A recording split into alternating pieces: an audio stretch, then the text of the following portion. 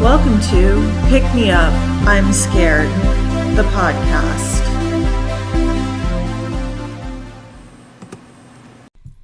I'm your host, Madeline, and today we have a very special co-host. It is David Roberts back again. Hello. You might remember David from an episode we did on, paranormal.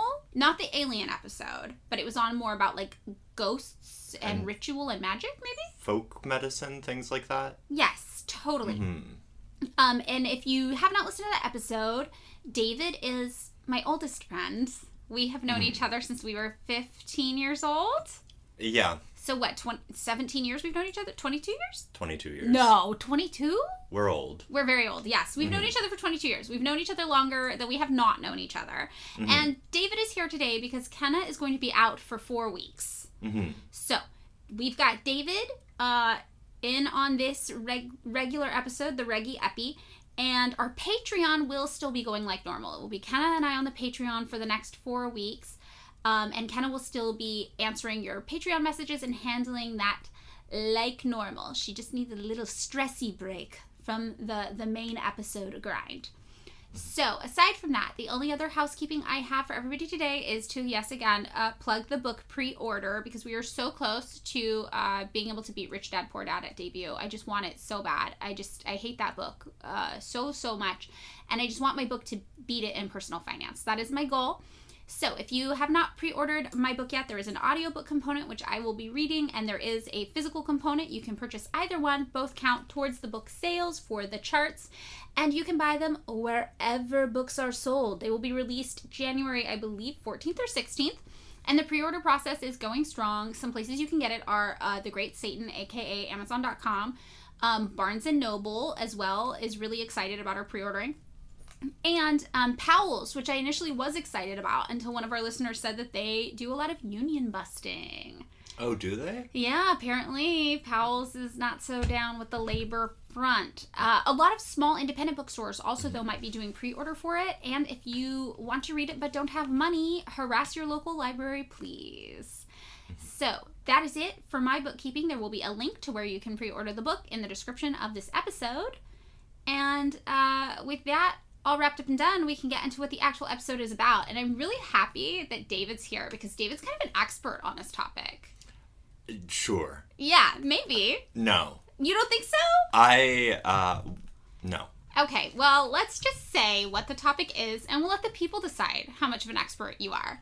Am I saying masculinity? Yes, the topic is masculinity, and we have a real, honest-to-God, bona fide man here to talk about masculinity. I do not vouch for my bona fides about this. I mean, I think that you're a man. True. You were one of, 10 men I know. Mm-hmm. And that's a big, maybe it's more like 3 or 4, honestly. I don't know a lot of them. We are an endangered species. No. The men are an endangered species. We are driving them to extinction. Mm-hmm. No, so I kind of thought that this would be an interesting episode to do with David specifically because I always say this, half joking but half seriously, that David is the only man I know who has the lived experience of femininity. Have you heard me say this before? You have, and I always feel deeply ambivalent and as though it is something I will never comment on. Right, yeah, you can't say you agree because that would make you a horrible man. No, I just let you say it, and then I'm silent. Yes, exactly. So I always say this because David is the only man I've ever met who I think actually knows what it's like to be a woman in some very specific ways. And some of those ways are too personal to share that we don't need to get into.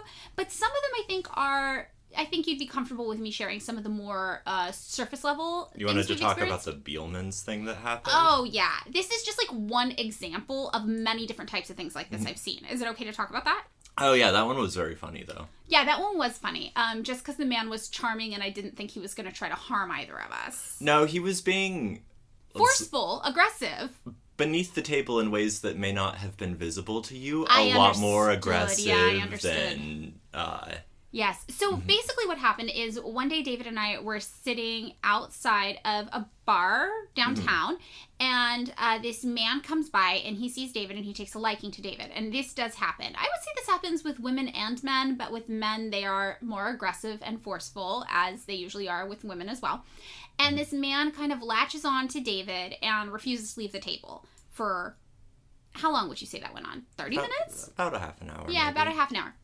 Sits on David's lap. Is that accurate? He sat on my lap. He was being handsy. He groped. He was obviously being extremely inappropriate sexually, but he did it in like a funny-ish way where you're like, I would prefer this not to be happening, but I also don't feel like you will immediately escalate to violence. No, I mean, he seemed basically like someone who had misread the situation and then had overcommitted himself and was having to slowly make a withdrawal. Yes. So I would say, though, that experience with this man is something that many women I know have experienced. A man approaching them on the street, getting kind of fixated or attached, the situation being awkward, nobody quite knowing how at risk or dangerous, the situation was. And then the man being inappropriately grabby and too sexual and it just overall too much. And I think this is an experience every woman I know has had. But very few men that I know have had this experience. And I know this is not the first or only experience like this you have had. I feel like I have seen you have many similar experiences to this. No, it's, this is off topic. Someone today, I was actually very proud of myself because I felt fully like Los Angeles. I was walking on Sunset and Western and someone shouted, "Fuck you, Hollywood," at me. Oh, and I was like, oh, that's nice. Little old me? Yeah. Yeah, I would say that you deal with a lot of street harassment. I would say that you deal with a lot of sexual harassment. And I think that both of those things are things that, again, every woman I know has experienced, but very few men that I know have experienced. So you do deal with forceful objectification by men on the street. You do deal with men who refuse to take no for an answer, even when you're trying to be polite. And you deal with general harassment from men and sometimes women about being perceived as feminine in some capacity. Yeah. Yeah, right? And when I watch how the world interacts with you sometimes, I see things that are common for women I know to experience, but less common for men that I know to experience. And the only other man, actually, that I have seen experience what you go through is someone who later came out as non-binary. So, was living kind of as a man, but was not a man. And when they were living as a man, though, they experienced similar things. A lot of unwanted touching by other men, especially men who were supposed to be like their bros, their homies, right? Lots of like unwanted back massages, things like this of this nature. And these were ostensibly heterosexual men who were just relating to them, like relating to something in the femininity of their affect that made them think that it was okay for them to overstep boundaries, be too physical, take advantage of situations, etc., etc. So this is an interesting phenomenon to me, and why I thought you in particular would be an interesting person to talk to about masculinity, because you are a man. And still, though, I would say, I think it's safe to say you don't present yourself in society with typical markers of extreme masculinity. Do you think that's accurate? Sure. I'm never going to self-consciously comment on my masculinity. Okay. Do you think this is an okay and fair and safe assessment that I'm making? Yeah, I mean, that's cool. I mean, I've known you for a long time, and I think that how other people relate to you is interesting. It's been interesting to watch happen. Yeah. For years, for 22 years, apparently. I will say, this week I have been dismissive of astrology to someone while raising my eyebrows in a funny way. Oh, very man. That's very masculine behavior. Oh, okay, that's pretty masculine. I felt as though I had really performed my your gender. Yeah, it was great. Yeah, that was a very strong gender performance. I would say maybe the reason why other people might not think of you as being like super, super masculine would maybe be that you are a little softer spoken, you're more gentle in your affect, you're less aggressive with your body language, and that would be different than traditional ideas of masculinity tell us men are like supposed to be. A guy I also thought about in this regard is, do you remember when we were at the bar Footsies and that man came up to us? Oh, yeah. Yeah, and he was a communist and he found us. And I was like, yeah, you did it. You found the other communists in the bar. Good job, my guy. But he was just like coming in too hot. He was too aggressive. He was too weird. And he looked at David and he was like, oh, you'd never fight in the revolution or something like that. And David was like, you don't fucking know me, man. Which was true. And I had to tell the guy to leave. I was like, you need to step away. You need to take a long walk, 30, 40 minutes, cool down, try again in a couple weeks. Like, this is not working for you, Curtis. His name was Curtis. To be fair to him, I think that he'd wanted to do some like sort of compartmentalization of different kinds of communists, and when I said that I read a lot of Gramsci and Adorno, this was what set him off. This really set him off. Yeah, this did really set him off. So I wanted to ask you, like, what markers of masculinity you say are present in you versus ones that you perceive in other men or you perceive in, like, media as being traditional markers of masculinity that you feel you don't maybe exude as much. But I don't know if that's a weird question to dissect your own gender expression in that way. I mean, I don't,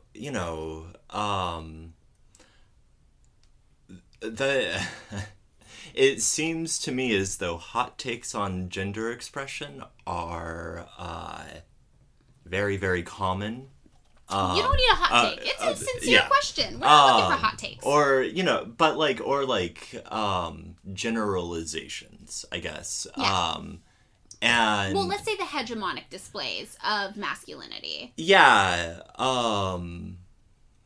The sort of like, I guess you'd think of it as like the Michael Bay action hero style dude. Yes. Is someone who is sort of like emotionally uncomplicated. Right. There are certain kind of aesthetic markers that tend to go with like very deeply ingrained ideas of authenticity.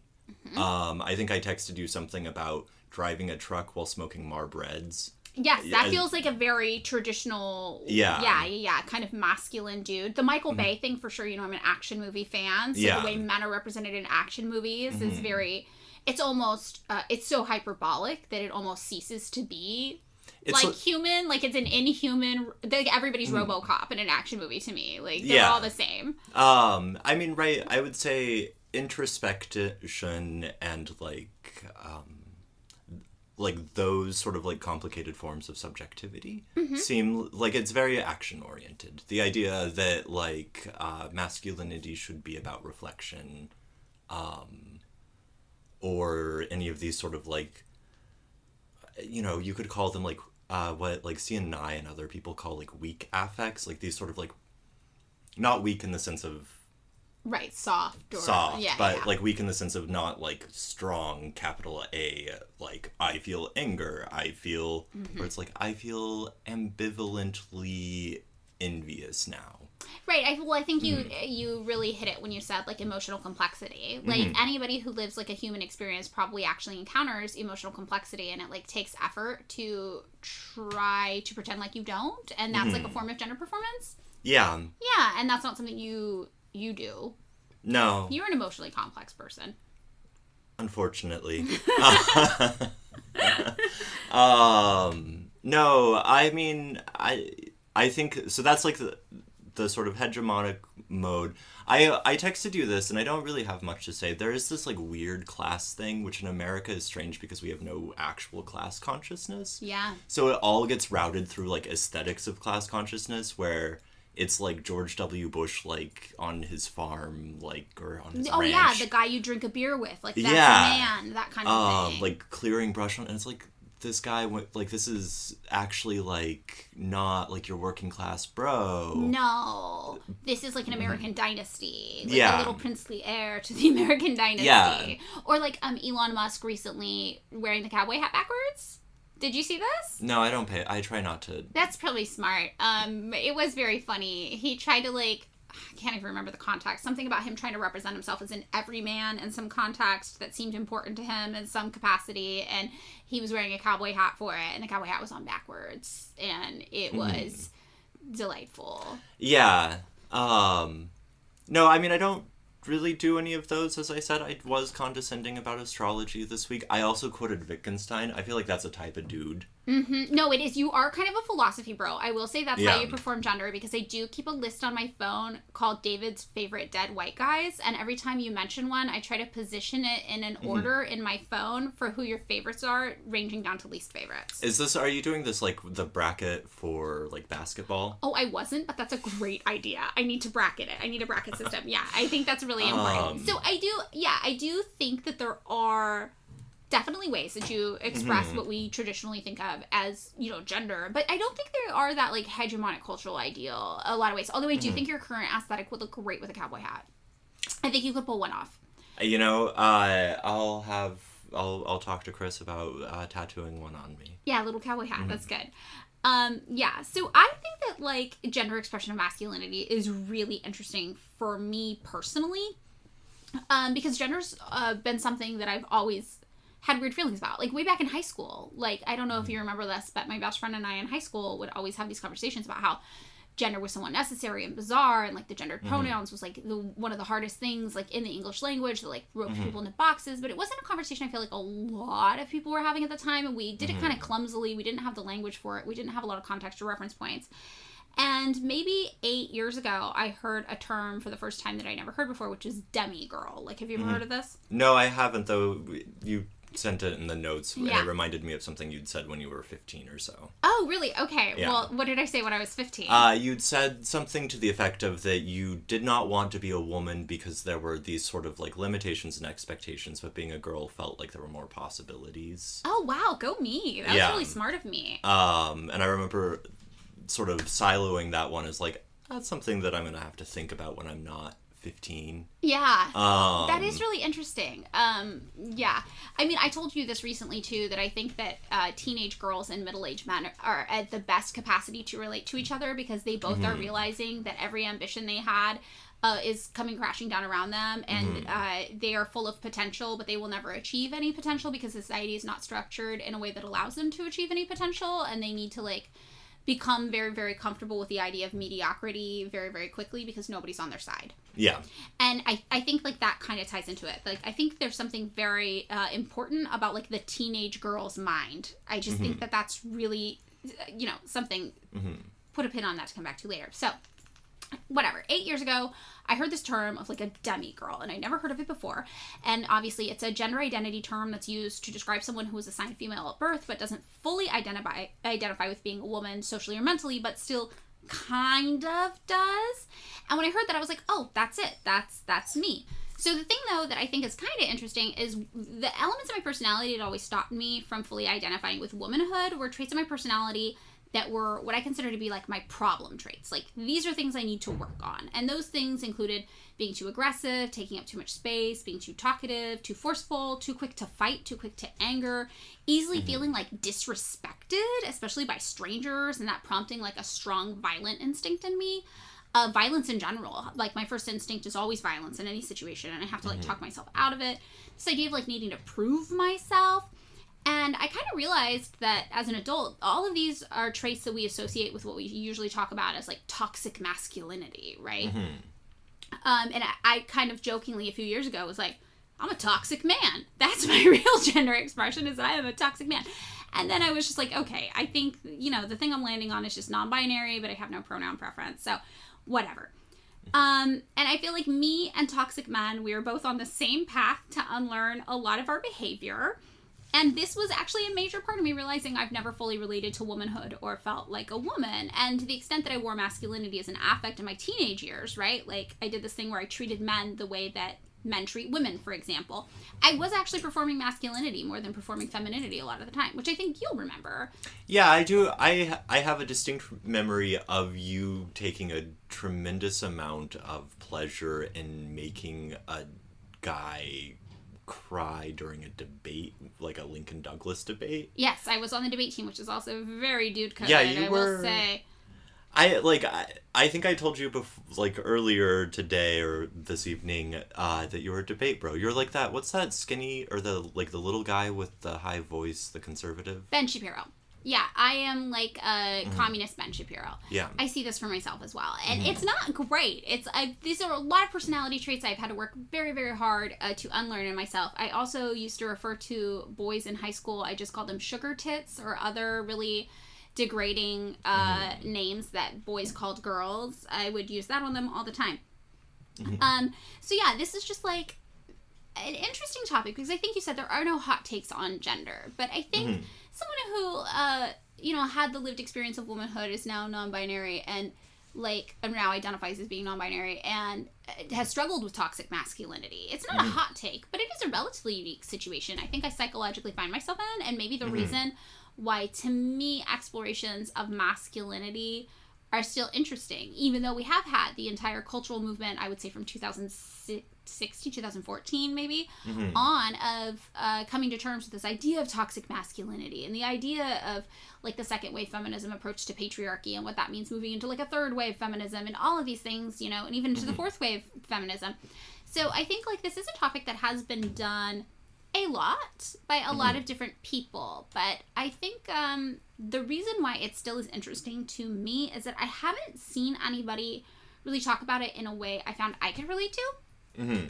So that's why I was like, well, maybe we'll just talk about it, you and me. Yeah. Because we're two bros who are only kind of bro, I think. Yeah. We're demi-bros. That... I think you need to put that in the internet dictionary. You just coined... A new one. A new gender. Demi-bros. We're coming up with new ones all the time. So yeah, we've done an episode on gender, but I think since we got David here and he's a man, it would be great to do this episode, about masculinity. Dun dun dun. Ah! Okay. So David, like, when you try to define masculinity, what does it mean to you? How do you do it? Oh, are you asking me? Yeah, that's a question. Did I not? I feel like the lack of emotion. Oh, okay, yeah. The lack of emotional, all of that stuff. I mean, I think I texted you that, in all of the sort of like Atlantic New Republic style think pieces, there's like an illusion of, right? Masculinity is just like the affects and sort of like ethics performed by people coded as men. Right. But like, at least in the United States, that gets freighted with like a bunch of sort of things about like stoicism and like a kind of like narrow emotional bandwidth as well as like action oriented. There's also, I have noticed, a kind of what's the meme song? What? You're Just a Man. I don't know that song. This is every time there's a meme, it like plays this song that's like You're Just a Man, and it like there's a slight funny, especially I think among a certain type of liberal woman, emotional and intellectual condescension about men that I find very amusing, or it's sort of like the You're Just a Man, you couldn't possibly have like a complex inner life. Oh, yes. Okay. That I like, where I'm sort of like, this is sort of letting men off the hook for doing real shitty things. Oh, yeah. Okay, you did mention this to me earlier, and I wasn't quite sure the context for it, but that does make sense, where you're like, well, we infantilize men, and we pretend like they don't have the capacity for some complex level of thinking. We're saying, well, what could we expect? Boys will be boys. Yeah. It almost mirrors that. That's pretty interesting. Yeah, I mean, obviously we know gender is socially constructed. It's not innate, right? It's not tied to expression of biological sex intrinsically, but socially it tends to be in our many different multifaceted societies, right? So yeah, masculinity is obviously just the social expectation of manhood, like as a gender expression. And that means it is relative to the society we're talking about. So we live in the United States. Our definitions of masculinity are obviously going to reflect a predominantly white, Western, neoliberal, capitalist idea of manhood. And this affects even people who aren't white, right? Because white supremacy is like the structure we exist in. So like the white definition of masculinity will be the one that's kind of the form everybody has to adhere to, even if it doesn't make sense for them. And there are nuances within their own communities, outside of the white folks around.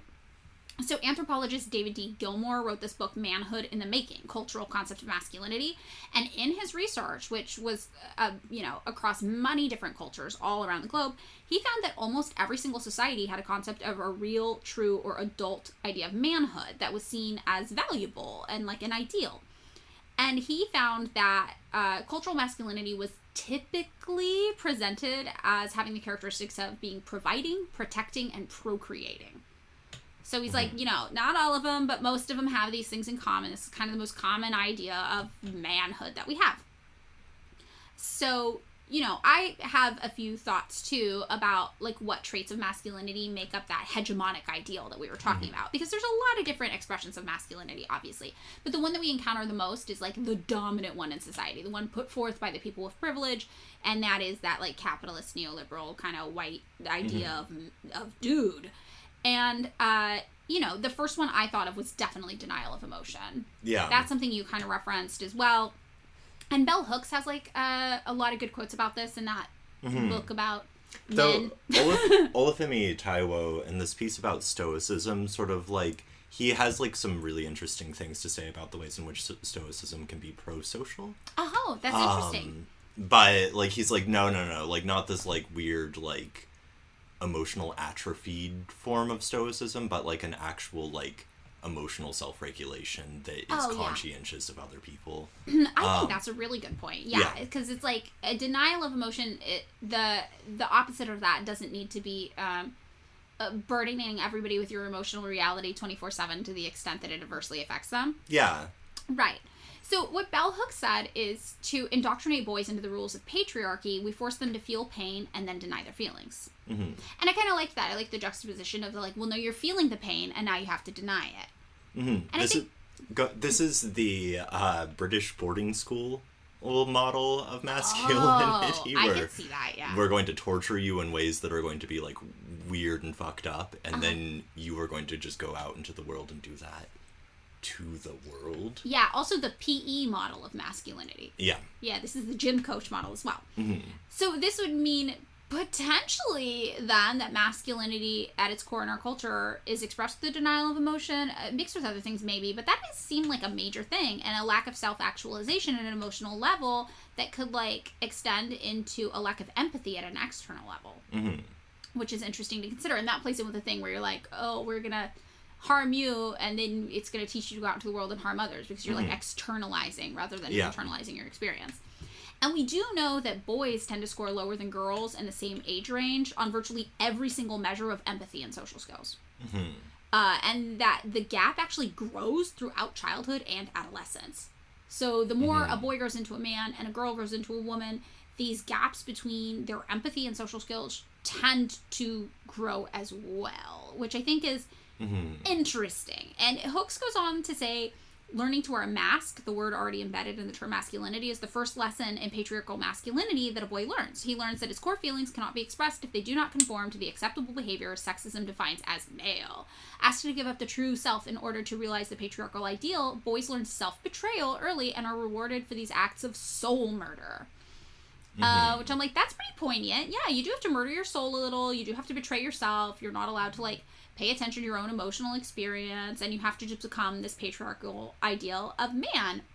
And I think that's something that we know socially, like, when we think of it, it's like this idea of the boomer dad. Oh, yeah, who, like, has, like, a weird breakdown over some, like, minor thing that, like, he's been keeping dammed up his whole emotional life. Right. Yes, this is very, like, boomer dad experience. Like, no love expressed, and then, like, one epic meltdown kind of thing. Yeah. And there is something funny about kind of this idea of, like, how we train boys to be men that this New York Times article written by Ruth Whipman talked about. So she was talking about her own experience of motherhood. I think she has 3 sons. And she said, as male toddlers, they, her 3 sons, were quickly funneled into a vehicle-only narrative reality. And at first it was like a vehicle, like a metaphorical vehicle. And then she goes on and I'm like, oh no, literally vehicles. She said, apparently preschool masculinity norms stipulate that human dilemmas may be explored through the emotional lives of only bulldozers, fire trucks, busy backhoes, and the occasional stegosaurus.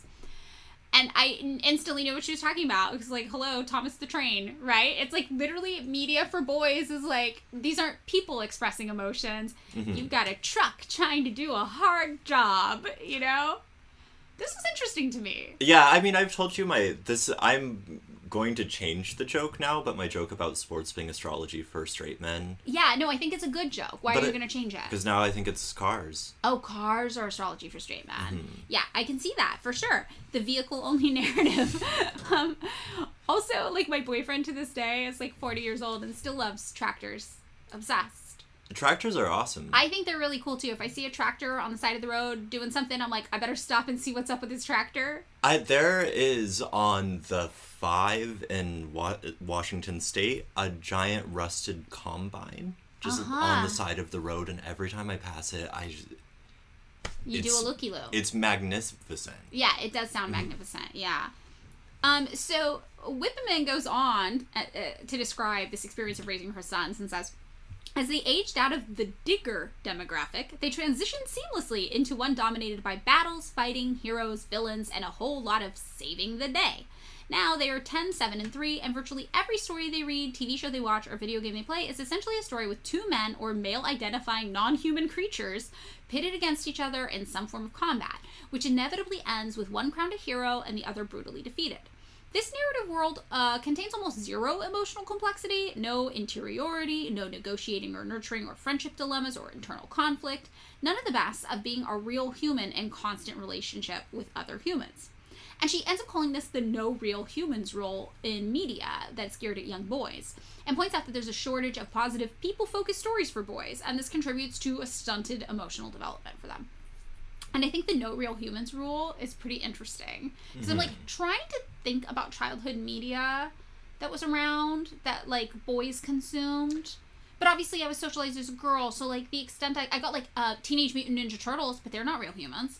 Power Rangers, are they real humans? No. I also, as a child, I was not allowed to watch a lot of television. Right. So I only got things kind of secondhand, and I thought pterodactyls were really cool.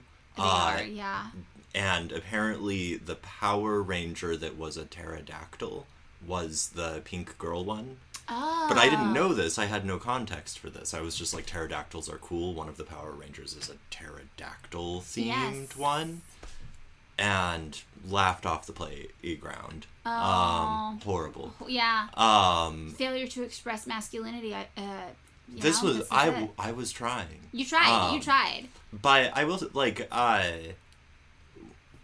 the sort of youth-oriented kid books that I was given. The Hatchet. It's what? That sounds very aggressive. I think Gary Paulson wrote it. I read most of his books as a kid, and a lot of them center around. That one is about a kid who is in a plane crash of like a small plane. And is left by himself on a small lake. So it's kind of a kid Robinson Crusoe story, and he has a hatchet, hence the okay. So that's interesting. That's a real human, but he doesn't interact with any other humans. No, the whole thing is just him. It's all very, very external. If I recall correctly, he's occasionally sad. Okay. But interesting. And your parents were very progressive parents. Yeah, but they also still wanted me, like, they got me the normal kid books that came at the, like, Newberry Book Fair or whatever. And Johnny Tremaine, which is about a young boy who experiences the American Revolution. Oh! And it's a very, like, Zelig-ish story where he's somehow there for every bit of it. Yeah, I mean, okay, but this is interesting because it's like the stories about the boys are like rugged masculinity or surviving in nature, and then it's like you're doing war, you know? Yeah, definitely like the books I read, it was like Madeline in an old school in Paris that was covered in vines with 12 little girls in 2 straight lines, and the smallest one was Madeline. Like, that's what I read. Or later on, presumably, I don't know what the young, like, sort of young adult novels of the 90s were. For girls? I don't know. I did read, like, Little Women, but I think by the time it was, like, young adult time, I was literally just reading, like, Interview with a Vampire and American Psycho. Yeah. Because I was a weird kid. So Whipman kind of, like, compared her experience with the boys to her own experience growing up.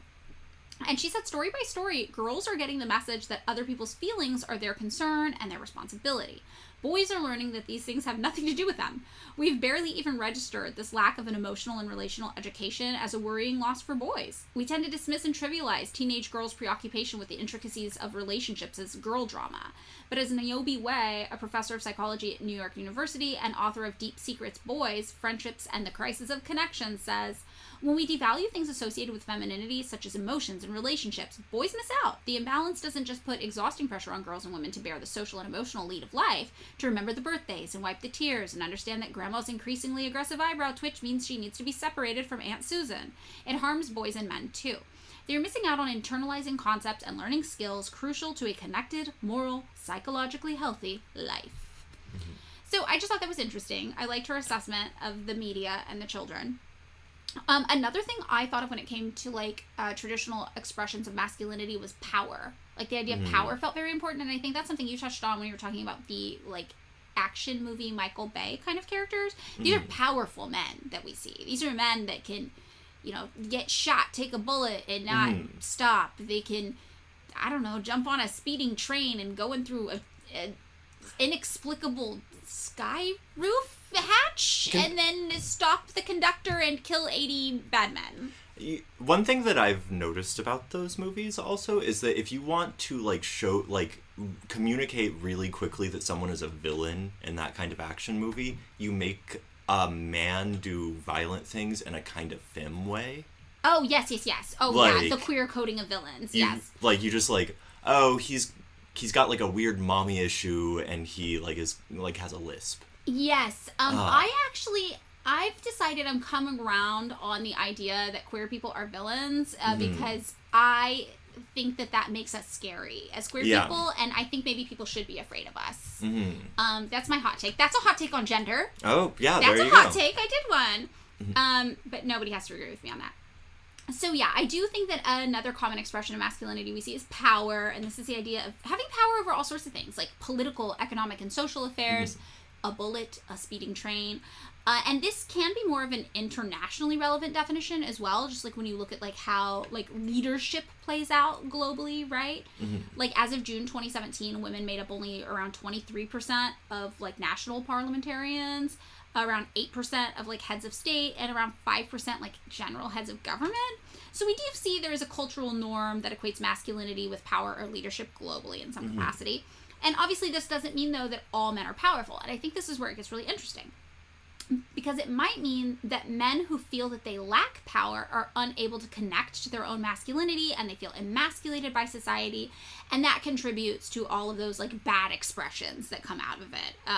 Outbursts, mass shootings, domestic violence, whatever men feel can grant them access to the power that they feel entitled to as like their birthright as being a man. Like, manhood should grant me power, and because I don't have power, I feel emasculated and I'm lashing out because I'm like seeking power. Because it's weird, because it's like powerful people in society are men, but that doesn't mean all men do have power. Though, I mean, I would push back, right? Like, you know, it is a truism that, like, for example, prisons are full of people who committed petty crimes while the most powerful run free. Yeah, right? Totally. And as a consequence of which, I would argue that, you know, perhaps more sort of visible or sensationalized expressions of like masculine violence and anger are like these sort of like disenfranchised male lone guy kind of things, but it seems like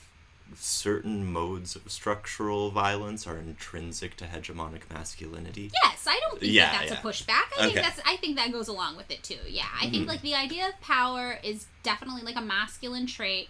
And, like, when you look at the way our society's set up, right, like, men lead it, and I think you're right, those structural forms of violence that happen every day are the things people don't think about, like, the violence of, you know, laying off 20,000 people when your companies merge because you want to restructure everything and take, like, a higher profit at the end of the year for shareholders. Like, is that not violence? You know, that's structural violence, and we know that people losing their jobs, for example, is one of the, like, precursors to people losing their homes, you know, then once you're homeless, that you have like this dramatically decreased life expectancy, you lose health insurance, all these things. So it's like that is a form of violence. That does kill people, those types of things that are very, like, structural.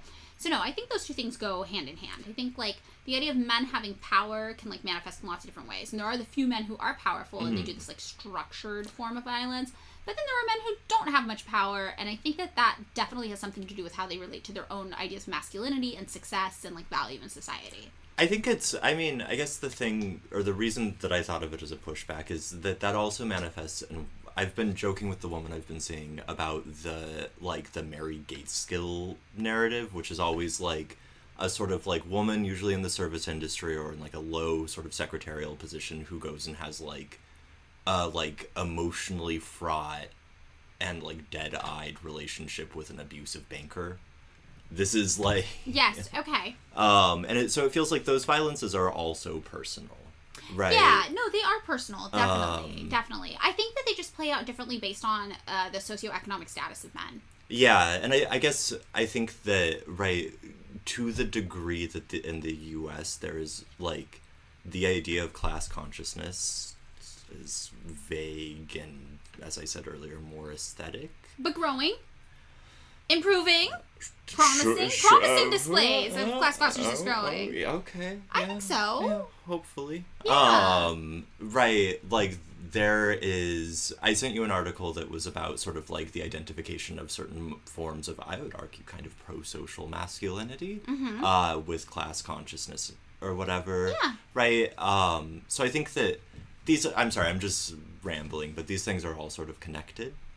Yes, I think they're definitely connected. I do think power plays into it at every kind of socioeconomic level, and I think that doesn't mean, obviously, that, like, the idea that, like, a worker could have power. I think that that is something that, you know, it's definitely an idea that, like, the left should rally behind, because there is power in, like, solidarity and standing with your worker, like, fellow workers or whatever. But I think a lot of what capitalism has done is, like, stripped away the idea of people from lower socioeconomic statuses having power in any capacity, and if in lots of ways maybe it's, like, psychologically removed it as an option from people's minds because they feel so beaten down. And that kind of ties in with what you're saying, like, there's, like, a lack of class consciousness. Like, people feel that, like, resistance is futile, and they see that the paths to maybe power and success are these very traditional models that inherently exclude them because they don't have Ivy League educations, or they don't have wealthy parents, or, you know, et cetera, et cetera. I think also, like, this Washington Post article pointed out that men are still in most of the leadership positions of government and business, but even this article did say millions of men do lack access to that kind of power and success, and downstream, cut loose from a stable identity as patriarchs deserving of respect, they feel demoralized and adrift, and the data does show this, but so does the general mood. Men find themselves lonely, depressed, anxious, and directionless. So I think there has been, like, some research into this that indicates that men have this idea when they're born into the world that they're going to be successful in some capacity, whatever success means to them. And when they realize, like, oh shit, like, this is the thing that teenage girls realize, but, like, adult men realize. It's when you realize, like, oh shit, all the things I thought I was going to achieve, actually the world's not set up for me to achieve those. I'm not special. Like, I'm not gonna be important to anybody. It's like that is kind of the disconnecting from the mythology of power, the mythology of manhood, right? The power that comes with patriarchy. And these average everyday men are like, wait, no, I'm just a worker at a shitty job. Wait, what? You know? And then when that reality sinks in, people have a hard time, like, understanding their role in the world. Yeah. I think the third thing I thought about that kind of ties in with power is just the idea of strength in general, which could be physical or emotional, but, like, this idea that you're physically strong as a man obviously ties into the idea that you're supposed to be, like, a protector of women and children and the vulnerable, which isn't in itself necessarily a bad thing, but patriarchal protection is, like, always going to be linked to power and control. And it also ties in with, like, a weird obsession with physical fitness, which, like, I'm not mad at a gym bro. For a while I was a gym bro, and it was really, really cool, and I felt super powerful, and if it wasn't so expensive, I'd probably still be a gym bro. But just this idea that you're strong in some capacity, I think, is definitely, like, a masculine characteristic. And you even see that when, like, women go to the gym a lot and get, like, physically strong. Men are like, this is repulsive. She's not feminine anymore. Because we do associate, like, strength in whatever way it manifests as being, like, a masculine trait. Another thing also, I found all these reports about linking masculinity with intoxication. And like, this plays drunkenness? Yes. So it plays into this idea that, like, if you're a man, you're strong enough to drink. You can handle alcohol. You can handle liquor because you're so strong. And what ends up happening is that men end up drinking a lot more because of this. And we'll talk about this later, but it ends up like really adversely affecting their health. But it also is one of the few ways that male bonding and solidarity can be built. It's funny. Drinking buddies. I mean, this might just be my like inability to correctly understand masculinity and how to perform it, but I literally had the thought a few months ago, you know what is like the lamest thing at a party? A drunk guy. Oh. I'm gonna drink less so that I'm not the guy who's being really fucking obnoxious at a party. Right. I mean, that might be true though for people who aren't men. People who aren't men might like you more as a result of that. Yeah. That bros will be like, my guy, like, you're wasted. What's up? I saw you the other night. That was so sick. You were so drunk. You flipped that table over. I think also, though, yeah, there's also, like, the emotional strength thing. Like, you're not allowed to have weakness. You're not allowed to be vulnerable. You're not allowed to ask for help. And these are all kind of, like, the markers of masculinity in my head.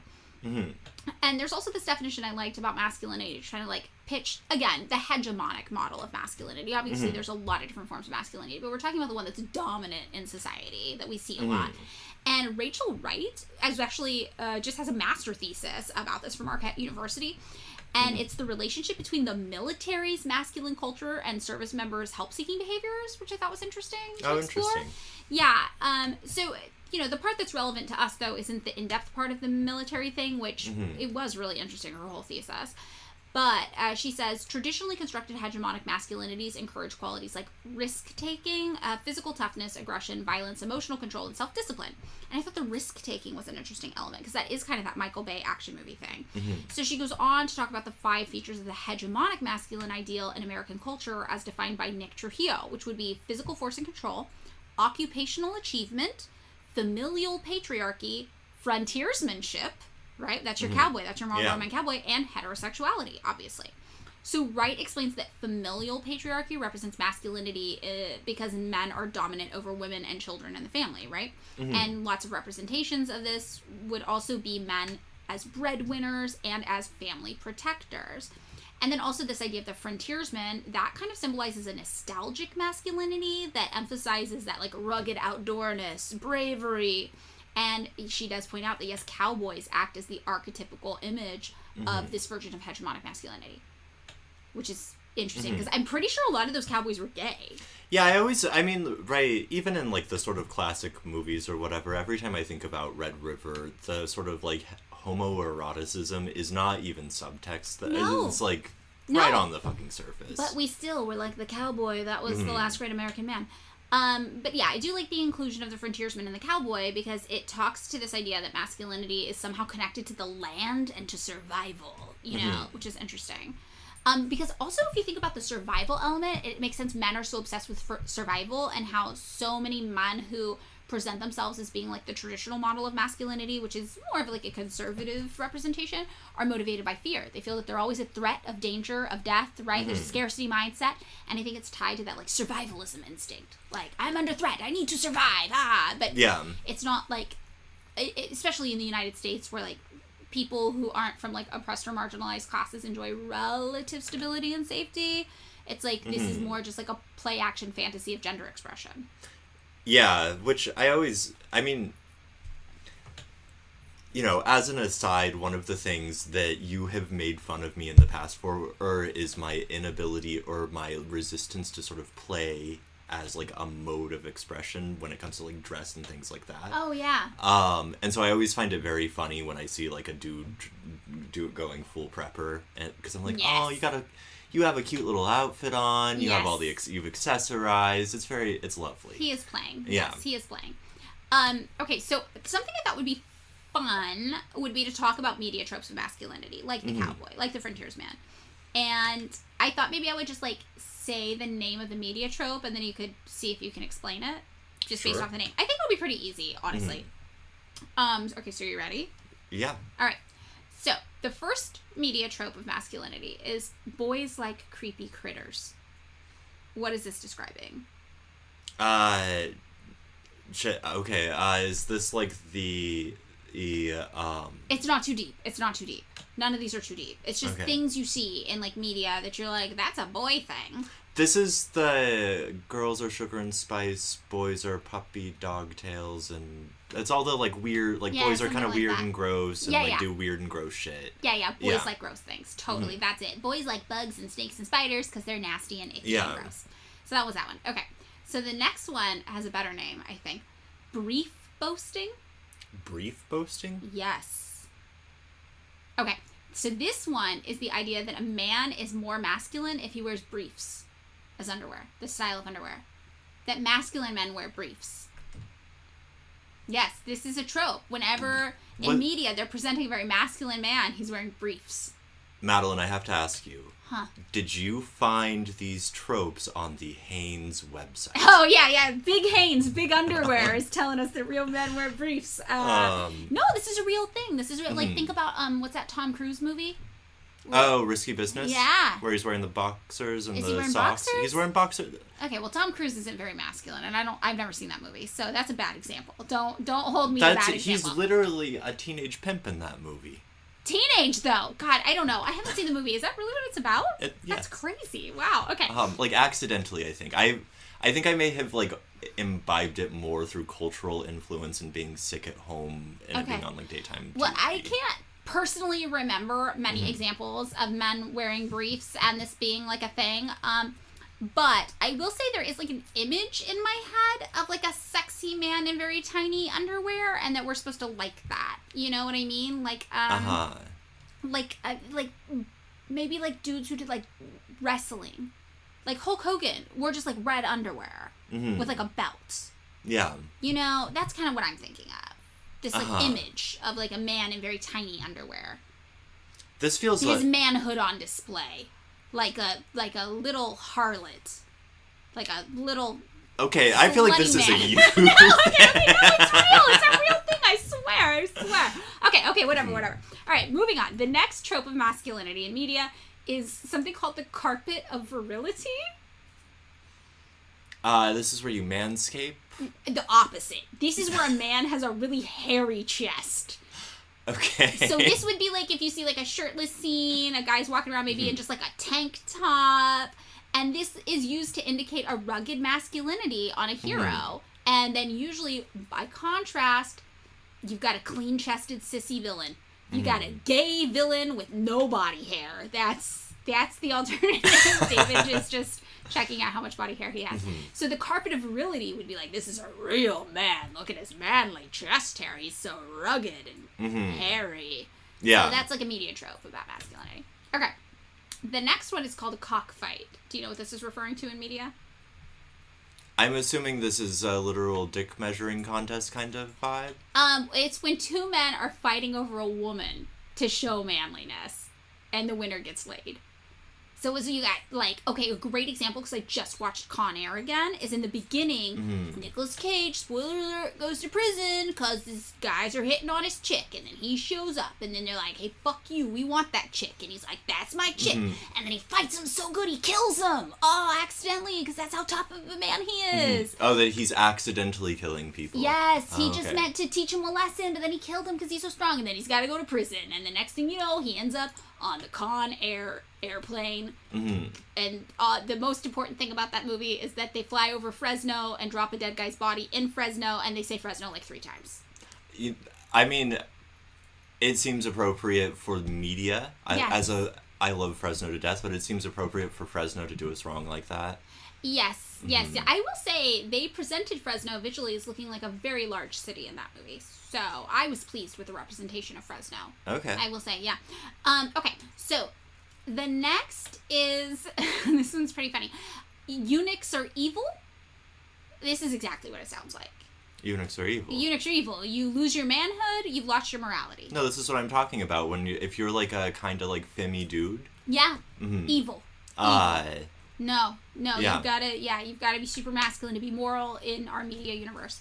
There's also this thing called Father's Quest. You're looking at me perplexed. You don't know what this is referring to? I come from a generation where there are many Father's Quests. Yeah. Okay, it's the Taken movies. Oh, like, yeah. A father is pushed to the edge to defend his child, and he's gonna do stuff you never thought he'd do. And this is like a masculine thing where he's like, I'm a good family man unless you test me. I always think that, like, the way that dudes operate, or sort of like their moral imagination, and I'm guilty of this occasionally, is the like sort of like state of exception thing from like a Gombin or like Carl Schmitt or whatever. No. Where the state operates by deciding when it can make an exception to the law. Oh, okay. Right? Yes. I feel like the Taken narrative is like, I'm a good man, I'm lawful, I am law abiding, but you pushed me, and now I have to make an exception. Yes. And because I'm good and moral, I get to be the guy who decides when to break the law. Yeah, this is like the whole, this is the most vigilante-based kind of thing. Or what's the skull that people put on their cars? Punisher. Yeah. Punisher, This is the same thing, right? No, this is totally true. The next one is exactly what it sounds like. Final battle-induced shirt loss. So this, can you describe what would happen in the movie? In the video game, you Yes. hit the final boss, and for some reason, before you get to that screen I'm thinking this is a scrolling style game, something will happen to you right before you get there, and maybe there's a little video thing. You lose your shirt. And it's to reveal what a man you are. Because you're super buff. You're super buff, and it may be really hairy. And now you've lost your shirt, and now everybody knows. But it wasn't your fault. You didn't take the shirt out on purpose. You're Tom Selleck. You accidentally were exposed for being a rugged, hairy, buff man. Yeah. Yes. Okay, totally. The next one is also pretty funny. It's called the finger extinguisher. You don't know what this is? You look perplexed by this one, too? No guesses what this one is? This sounds like it might be sexual. It's not sexual. Uh-huh. It is when you know a man's a real man because he puts out a fire or a flame with his hand. Oh, that like also... a candle, like... This is, I feel like the punk version of this that I remember from being a kid, that Matt taught me how to do, was lighting a match on your teeth. Oh, I've never seen anybody do this. What the fuck? This is why I didn't hang out with Matt. What? What a weirdo. Why would you do this? No, you light like a Strike Anywhere match on your teeth. On your teeth? Yeah. What punk shows were you doing this at? At the CBN? No. No, this was after that. Oh, this yeah, was okay. that, what's that pizza place on Ashland? Pizza Land, yeah. Yeah. Okay, so, this would be putting it out with your finger, yes. This one is fun. This one is the grunting orgasm. This one is sexual. The stoically silent man during sex who then grunts and rolls over. Yes, exactly, yeah. So this is a sign that he is not like the woman who can't control herself by yelping and screaming with pleasure, obviously, at his manhood. He can control himself, and he emits the smallest orgasm known to man. Done. Yeah, okay. The next one, this one's not very interesting. This one you don't even have to guess. This is geyser slobs. This is just like a man is messy. A man has no time for womanly tasks like cleaning up after himself, right? The next one that's kind of fun is a lady on each arm. This is the hose in different area codes. This is it's just like a man, you know he's a real man because he's at a party or an event and he has a woman on each arm, like a trophy. And the women don't have names. He's literally just walking around with two women, like one on each arm, and that's how you know he's a manly man. Because he's got the two. Got it. He's got two of them. This goes along kind of with the leg cling. This one, if you listen to a lot of metal or like read like fantasy comic books, you've seen this. It's like a big, strong man, and then a woman is on the ground with her arms wrapped around his leg. Oh, this is Conan the Barbarian. Yes. He's always got like the... Yes. This is another trope. This is how you know you're dealing with a real man in media. He's got a woman wrapped around his leg. Also, there's something called manly tears. Do you know about this? No. Okay, so a manly tear would be like how a man cries. This is the tears that are tattooed here that No, it's not the tattoos. It's a silent, single tear rolling down your face, and it's rare. You only get to do this, like, if your wife dies. Or if you're listening to Emmylou Harris. No, I don't think that one's in there. Or if you're a patriot and you're gazing upon your country, you're allowed to do this. The grave of the unknown soldier. Yes. Yes. Okay. I'll give you this. Yes. The next one is this one's pretty self-explanatory. Also, perma stubble.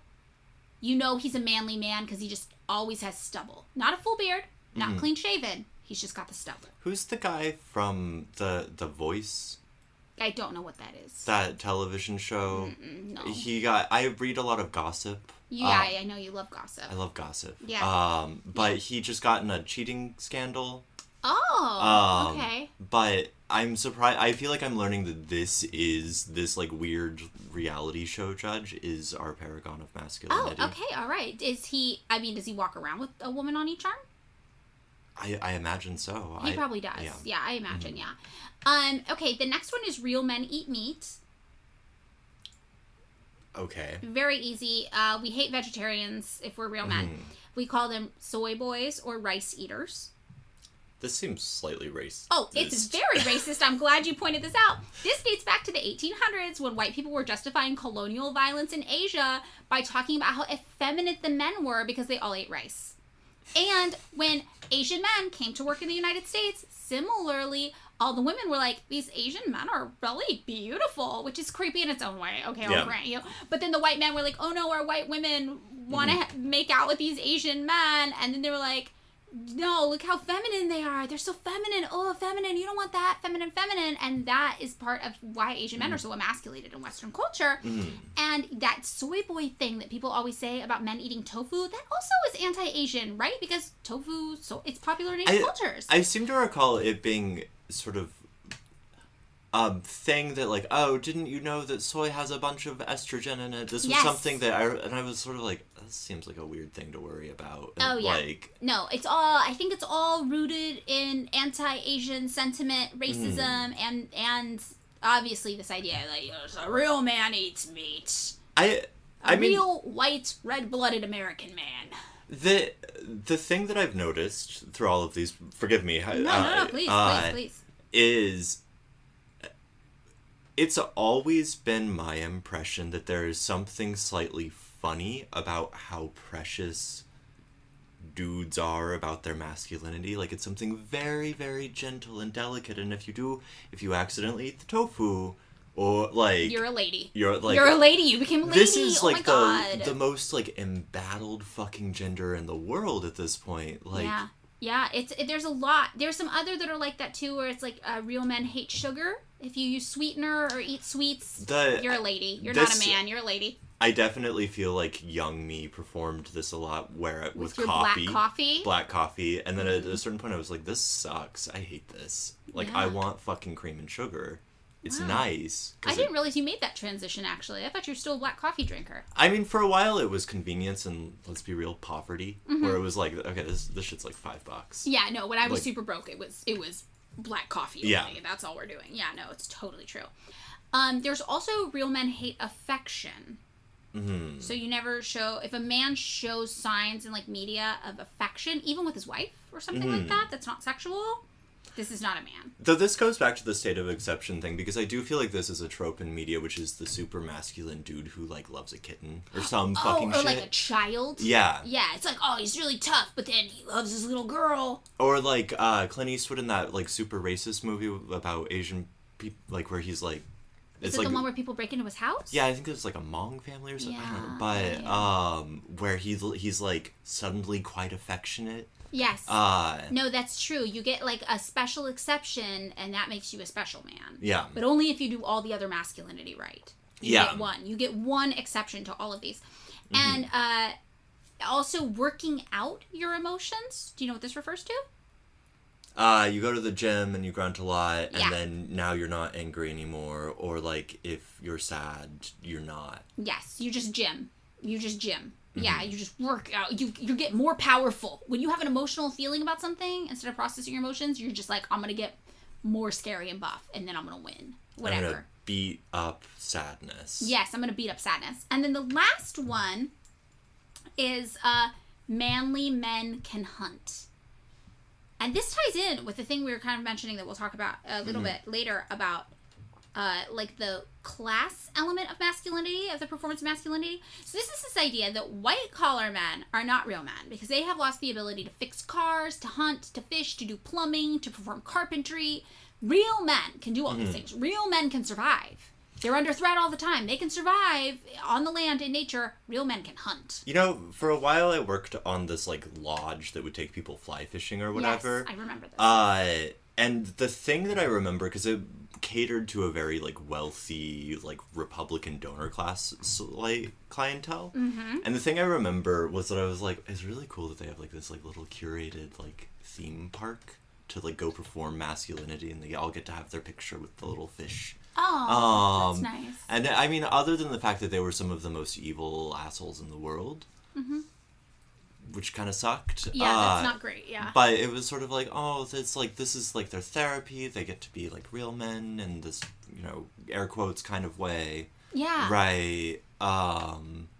When in their real life, they feel like they're just at a desk. Not masculine. Not masculine. Not masculine. They've never had grease on their hairy chest. No, Yeah. no, that's interesting. It's true. Well, I think like all of these things about like the tropes and the fragility of the masculine gender and blah, blah, there's this thing that people started using to describe this called the man box. Have you heard about this? You know, you sent it to me in an email, and I looked at it real briefly. Yeah, okay. So the man box, the idea is it's this narrow, rigid box, and men have to contort their bodies to try to fit inside of it. And in order to fit inside, you have to live by this particular set of beliefs, you know, values.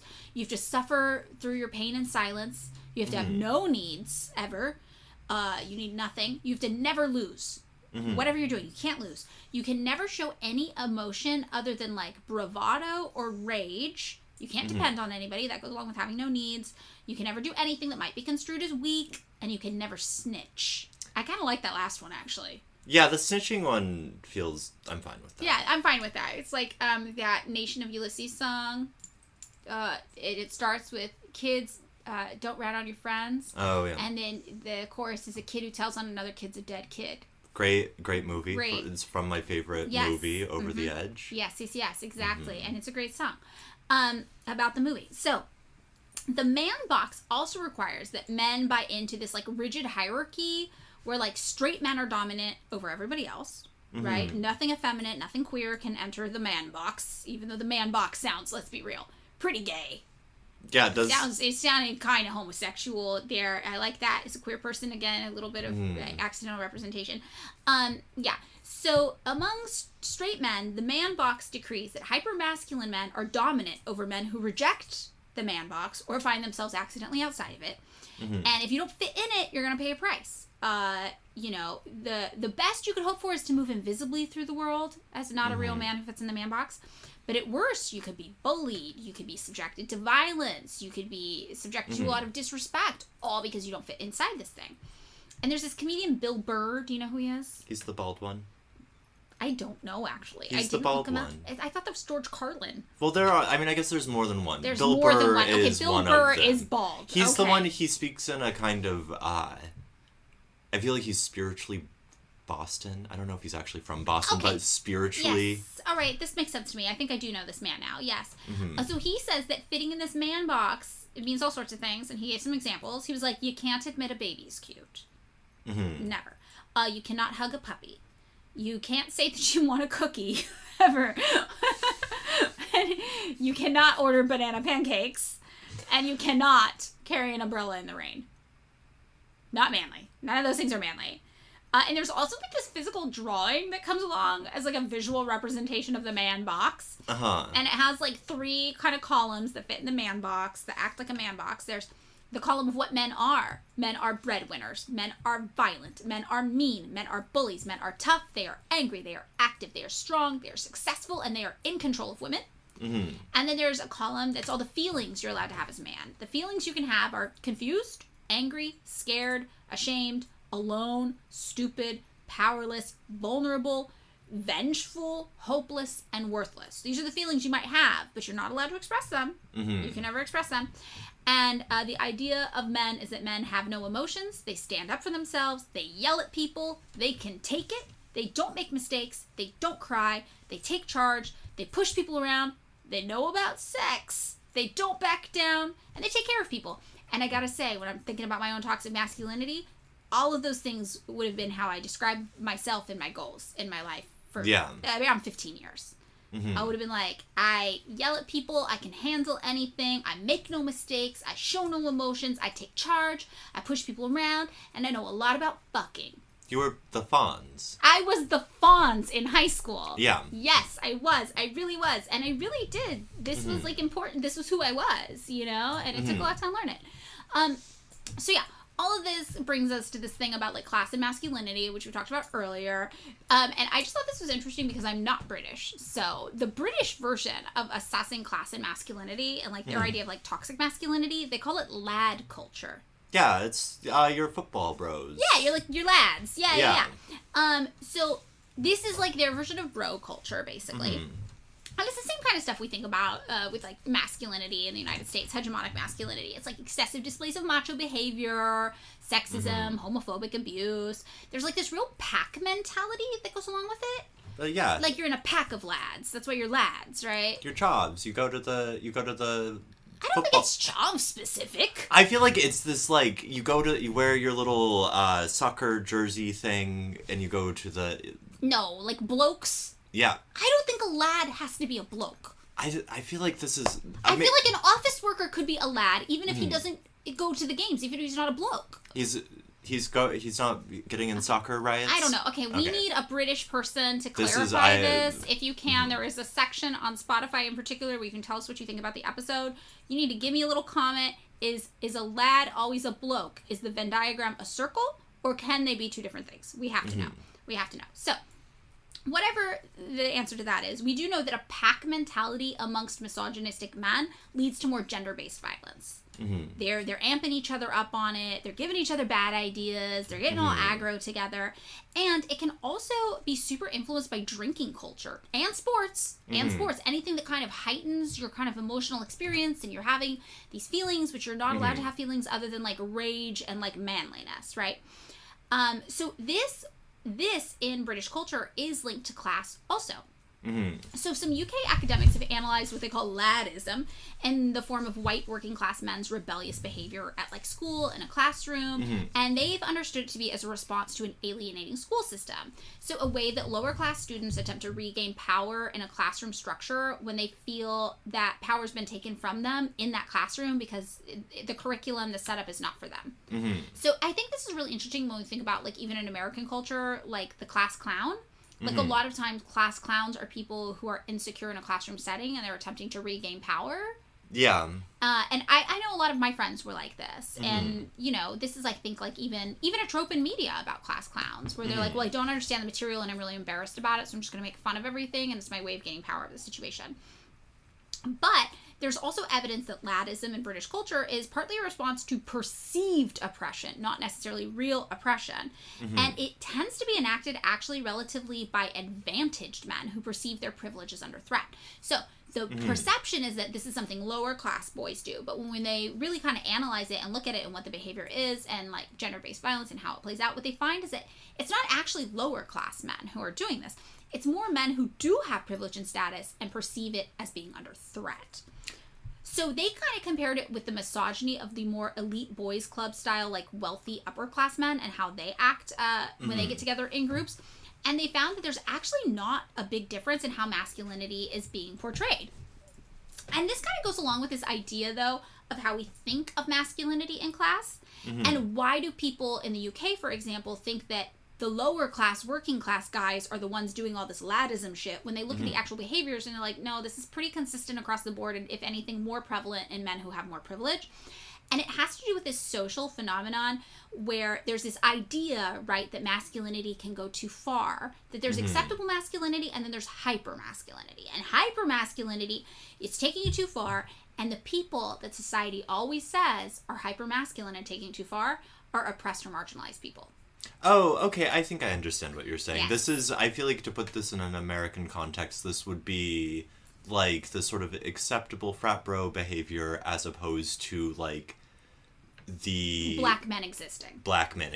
Yes, so we do this. Yes, totally. Yeah. We're like, in our culture, black men are never seen as soft or vulnerable. They're always seen as too aggressive, hyper-masculine, a threat, something to be afraid of. When in reality, it's like, no, these, like, white boys on your college campus are fucking terrorizing women and people around them all the time. Yeah. But because they're part of the hegemonic power structure of, like, white supremacy and, like, capitalism and class, whatever, they are not the ones creating these perceptions. So we tend to apply ideas of hypermasculinity to oppressed and marginalized groups. And we're like, they're taking it too far. You need to be afraid of them.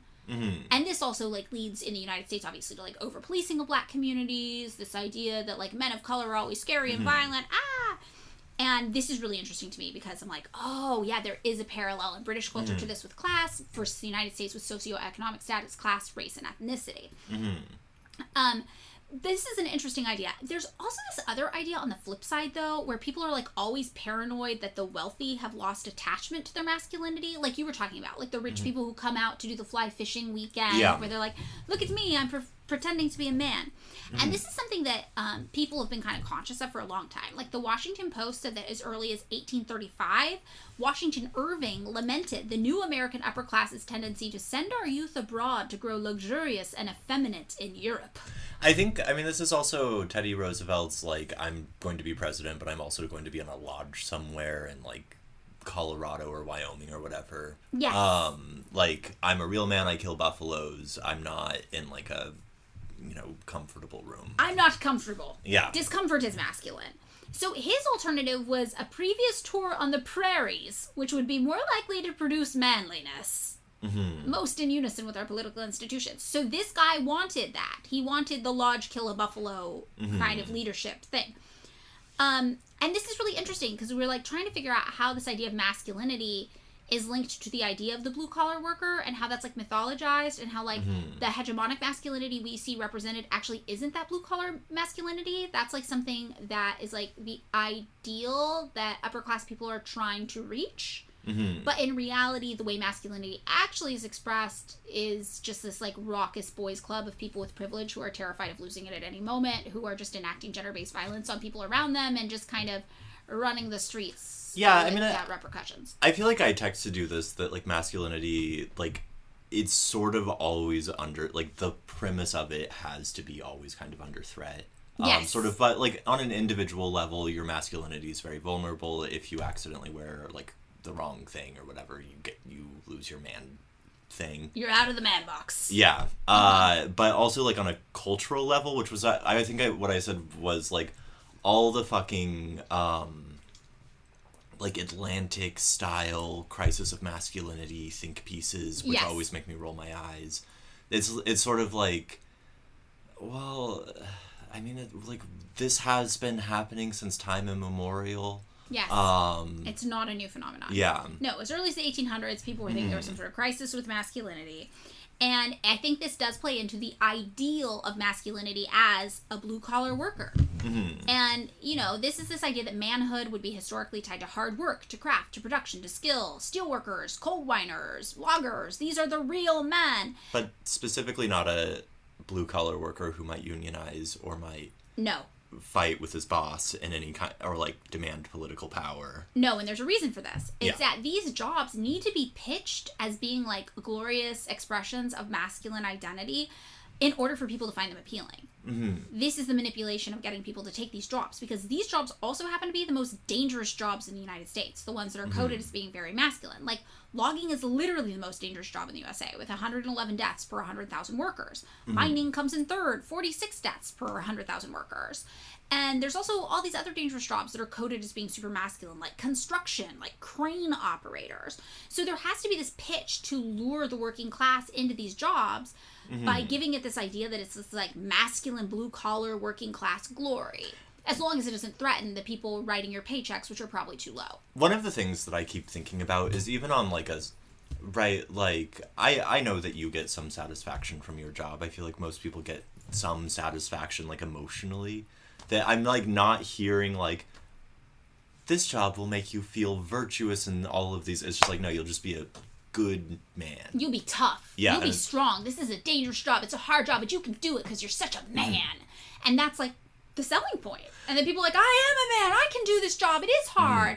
But that also means something we'll talk about later, that when you pride yourself on being able to do a hard job, and you pride yourself on being the kind of person who can take it, who doesn't complain, you put yourself in a position to be totally fucked over and taken advantage of by your employers. And, like, if you were to organize with other people, you would be admitting to needing others' help in all of these ways. Right, you would be weak, yes. So this is super interesting. And another thing that ties into, like, the idea of how class interplays with our ideas of masculinity is the idea of men as providers, which we talked about, right? Like, traditional masculine power is linked to this idea that men are providers for women and children. And this definitely has mostly to do with financial provisions. Also, I guess, with, like, depending on how far back you go, like, I hunted and killed and brought it home. Blah. And this, like, the new version of that is, like, I went to the logging job and almost died but didn't, and I brought home a paycheck that is subpar and inefficient. But this is something that researchers are, like, kind of thinking about. Like, it's getting harder and harder to link it to masculinity, the idea of providing, especially because now, you know, most households have 2 incomes if they have 2 adults working in them. Women are, you know, kind of growing leaps and bounds beyond men in terms of representation in things like college and in lots of job markets. So men now receive 74 bachelor's degrees for every 100 that women get. And men account for more than 70% of the decline in college enrollment overall. So in 2020, nearly half of all women reported that they out-earn or make the same amount as their husbands or partners. I've actually been wondering about if you were going to bring up the sort of emotional labor thing, because this is a point Olufemi Taiwo makes, which is that the sort of economy has, and I can't remember who coined the term emotional labor, but we've shifted to an information economy in which a large, like, a skill is affective labor. Yes. Which is something that is not traditionally masculine coded. Yeah. And as a consequence of which, there are, like, this seems to have triggered a lot of the threat to masculinity think pieces, is the fact that, like, the economy since deindustrialization in the United States has shifted to this information economy. Yeah, that's a really interesting thing to think about, because also it's like, I mean, in some ways men do participate in the information economy, right? Like coding, that's information based. You know, tech, that's information. It's male dominated. And there still are issues with pay gaps for people in the same jobs, etc. But I think even though this doesn't mean like, okay, we crushed it, there's no need for feminism anymore, what it actually does mean, though, is that women increasingly need men less. And when men are not the providers, they don't have something concrete and tangible to offer a woman like that, like you need me to survive. This leads to a whole different way of thinking about interpersonal relationships for women. You know, like, I think about this, like, my grandmother at a certain point in her life could not open a bank account without being married. Yeah. You know, and we don't have that anymore. You can open your own bank account. So this idea of masculinity as, like, the provider, like, that's not really the case for a lot of people anymore. Men aren't providers anymore. And that kind of means that men have to actually learn how to be partners if they want relationships, romantic relationships.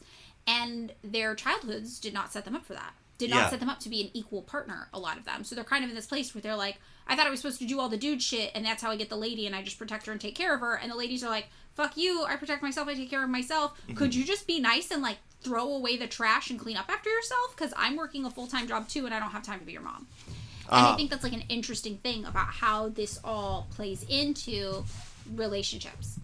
Okay, so this kind of brings us to something you touched on that's, like, pretty tired as a concept, and it's just the idea of, like, masculine fragility and limitations, and obviously that gets manifest the most in the term toxic masculinity. Everybody says this term. Everybody uses it all the time. Do you know much about, like, where this phrase came from? No, The origin's kind of interesting. Is it? It's kind of interesting. So basically in the 1980s, there was a psychologist named Shepard Bliss. Great name. Great name. Yeah.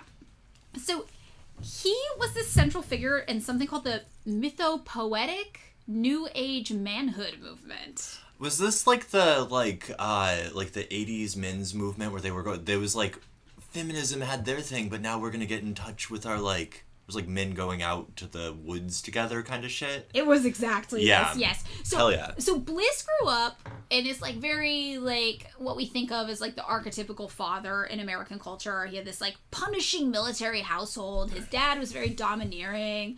And he was like, this behavior of my dad, toxic masculinity, it diminishes women, it diminishes children, it diminishes other men, and this is just an abusive part of the male psyche. So we need a movement that focuses on men healing And he did do these male-only workshops that were wilderness retreats and rites of passage. And he thought that this would help save masculinity. And he wanted to take these masculine qualities that could be good, like archetypes of masculinity, like the king, the warrior, the wild man, and remove it from, like, the toxicity of, like, men just being horrible to each other. And I think it's pretty interesting as, like, an origin story for this. You're just like, damn, this guy hated his dad. That, someone coming up with a whole movement because he hated his dad is not a typical masculine thing at all. No, that's never happened before. No. But, you know, people started looking into this and they found that, yeah, okay, obviously some elements of hegemonic masculinity do lead to poor outcomes for society, both for women and men. And it does contribute to sexism and homophobia and violence. And when we think about, like, toxic masculinity, you know, the manifestations I tend to think of first and foremost have to do with health, like overall health and well-being for men themselves, the random violence men commit, usually against other men, and issues that come up in romantic relationships that do usually involve women being the victims of, like, domestic violence against their partners. And this stuff is really real, and we can be eye-roll about it because people talk about toxic masculinity so much, but it is actually a thing that has very real consequences in society. Oh, wait, did Chris tell you about me getting punched in the face the other day? No. I guess this was a couple weeks ago. I think I was telling him that... so I, like, went out This is a very dude story. I went out drinking with this guy who I didn't know very well. And then we came back to... He's my neighbor. We came back to our apartment building. We went into his apartment, and it was so messed up that the first, like, I just instinctually said, dude, are you depressed? And They don't like it when you talk about the feelings, the hegemonic men. I mean, it was just, like, he was so messy that I was like, this can't, like, something's wrong. Yeah. But, so, I was like, we'll just go upstairs to my apartment, it's fine. And I was making musubis for us, and then he kept saying, you don't know anything about... like, you're not a... like, Marxism is just for assholes or something. And I was like, man, you don't know what you're talking about. You're drunk. And he was like, don't tell me to shut up. And then he punched me, and musubis flew everywhere. Wow. That was the main thing that I was like... Male bonding rituals. This is crazy. Yeah, that is crazy. We're adults. This is not how we settle anything. Yeah. Like, but I mean, I think that for lots of adult men, that is how they settle things. Like, we just silently decide that we don't get along and we never talk again. That's how this usually... Right. That is how it usually goes with the friendship thing. Yeah, no, but that is, I mean, you know, but that's the thing about it leading to violence. You were a victim of toxic masculinity. I was also being toxically masculine. Were you? I don't know. By cooking for him? Masubis feel... I was prepared... I was being a provider of meat. I mean, also, you were like, hey, are you good? You're depressed. Like, you tried to speak to his emotional state. This was very reactive on my... because it was that bad. Oh, okay. So maybe you were you were toxic, but not in a masculine way. I was just being messy. You did a damn bitch, you live like this. Yeah. Yeah, you did one of those. Okay, I get that. Yeah, so this guy, Randy Flood, also a great name. There's a lot of great names. Wait, Shepard Bliss and Randy Flood? Yeah, Did they know each other? No, they don't. They're decades apart, unfortunately. But Randy Flood did co-author a book about diagnosing toxic masculinity and trying to mitigate its effects, and it was called Mascupathy. Great name for a book. I love it. You're not on board with Mascupathy? Go on. Okay. Mascupathy, understanding and healing the malaise of American manhood. I'm into Mascupathy as a concept. I like a catchy name. I think that's fun. That's kind of branding. So, Flood explains this by saying, raising males to adhere to a rigidly polarized definition of masculinity, formulated partially on opposing anything resembling femininity, is dangerous to men's mental, emotional, relational, and spiritual health, and to the health and well-being of others. Yes, obviously. I do like, though, that the way he explained it is that, like, so much of how we identify masculinity is reactionary, is reactive against femininity. And I think that that's an important way that we think about masculinity that, like, seems obvious, but is not how I would have initially conceptualized of it, you know? So, the first kind of effect of toxic masculinity that I think is really important to discuss is the mental and physical health of men themselves. Mm-hmm. Because we know it's like bad for women, right? But like for men, this is actually really, really bad and not working. So 1 in 5 men will not reach the age of 50 in the Americas. And this is specifically due to issues related to depression. Toxic expressions of masculinity. Not just depression, but depression is one of them. But some of this shit is, you're like, oh my god, duh, but like, whoa. Heart disease as a result of eating too much red meat and not enough vegetables. Because soy boy, you don't want to be a soy boy. Real men eat meat. Okay, I feel like that, I'm beginning to feel like this is, lots of people eat red meat, but sure. No. This is something that has been researched. This is a fact where people are like, people who are more committed to ideas of traditional hegemonic masculinity do indeed eat more red meat. Interesting. And this is something, as a vegan, I do experience a lot. Me and my boyfriend Chris are both vegans, and even when we talk to our family members, it's the older men who are more dedicated to the idea of upholding hegemonic traditional masculinity, who are like, I could never do that. I just love my red meat. Red meat, red meat, red meat, red meat. And it's a whole personality type thing. And Chris has even said, just like, these dudes are so committed to looking like men that they're literally destroying their bodies and they're gonna die. Because whatever, eating red meat in moderation is fine, but when you're like, no, I'm a meat and potatoes guy, that's a cultural thing. I'm a meat and potatoes guy. That's a masculine way to eat. You are literally not eating vegetables. You are eating meat and potatoes. And I, unfortunately, am a meat and potatoes guy. So I relate to these dudes pretty hardcore. Vegetables are for women. Vegetables are for women. And I actually have talked about this before. Because when I go out to eat with Chris loves vegetables, loves a salad, loves something crispy and fresh. Not me. I eat like a trashy child. So when we go out to eat, sometimes people will put our meals in front of each other because there's a gendered expectation that I, as the woman, or the woman presenting person, for all intents and purposes, I'm the woman in the date, or whatever, air quotes, I am maybe watching my figure. I'm going to eat the salad. I want to be skinny. But the man's going to eat the meat and potatoes type meal, even though we're vegan and it's like vegan equivalent of meat and potatoes. And there is this gendered expectation that comes along with food that people talk about all the time, and something that I've definitely experienced just because of the way I eat. I do eat in a traditionally more masculine way, which probably has a lot to do with the fact that when my food habits were solidified, I had a single dad raising me. I've been meaning to talk to you about this. This goes back to the men like gross things. I gotta say, you eat in a gross way. Real. Me? Yeah. No, okay. Yeah. I mean, that makes sense. That checks out to me. But yeah, no. So there is such a commitment to performing masculinity that it does affect people's eating habits. This has been studied. This is real. And it does lead to increased risk of death via things like heart disease for men over women.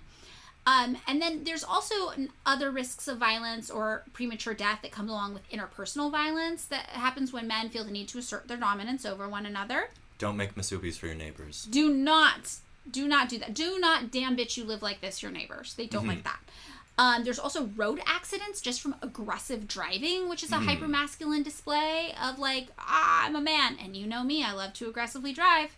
You did once, for Madeline's listeners, Madeline taught me to drive. And our debate coach taught me to drive. And I had an old Volvo that died because of the way Madeline taught me to drive. Well, you want to get where you're going fast. I was once going 90 on the 5, and you woke up from a nap and said, what the fuck, why are you going so slow? That does seem slow to me. Yes, that does seem slow to me. So what we're learning as we progress through this episode is that I have all of the markers of toxic masculinity, and it's a good thing I've been working on myself. You're Al Bundy. I am Al Bundy. Yeah. And I just want to be the teenage daughter. Yeah. What's her name again? Kelly? Kelly. I just want to be Kelly, but I'm Al, and I'm trying really hard. Another thing that contributes to these premature deaths are like just a lot of things that are linked to these socially constructed macho behaviors, right? And it does include something you touched on, which is the like kind of refusal to seek help for mental health, but also to seek like help for physical health. It's just this idea that nothing's wrong. Like, I'm fine and nothing's wrong, and I've got this, and it hurts, but whatever, I'm just going to deal with it. And life expectancy for men in the Americas, we said that 1 in 5 men will not reach the age of 50.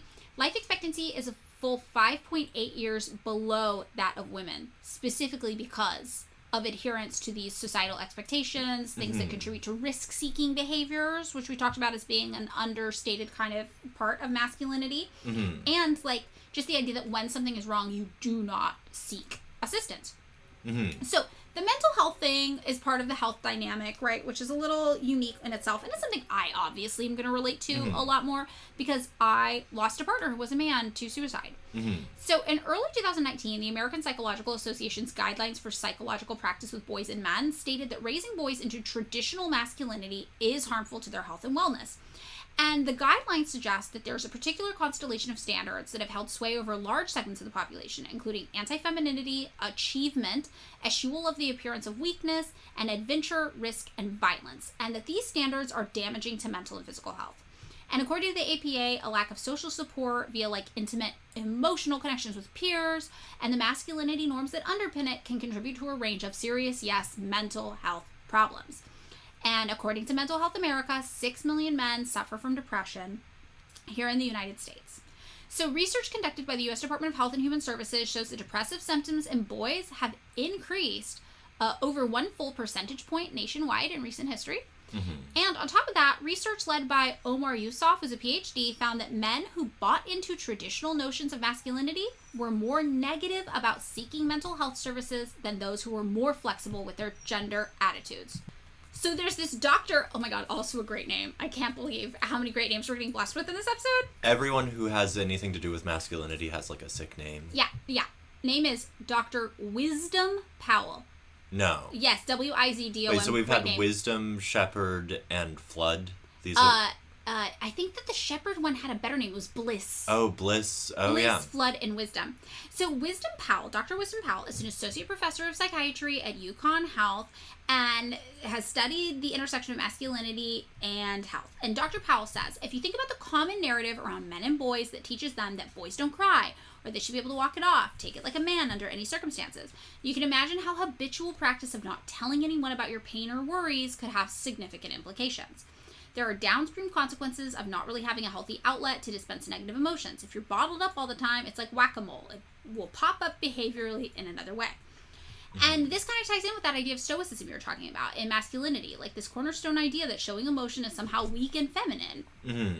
And, you know, men are expected within this idea of masculinity to be mentally and physically tough and not break.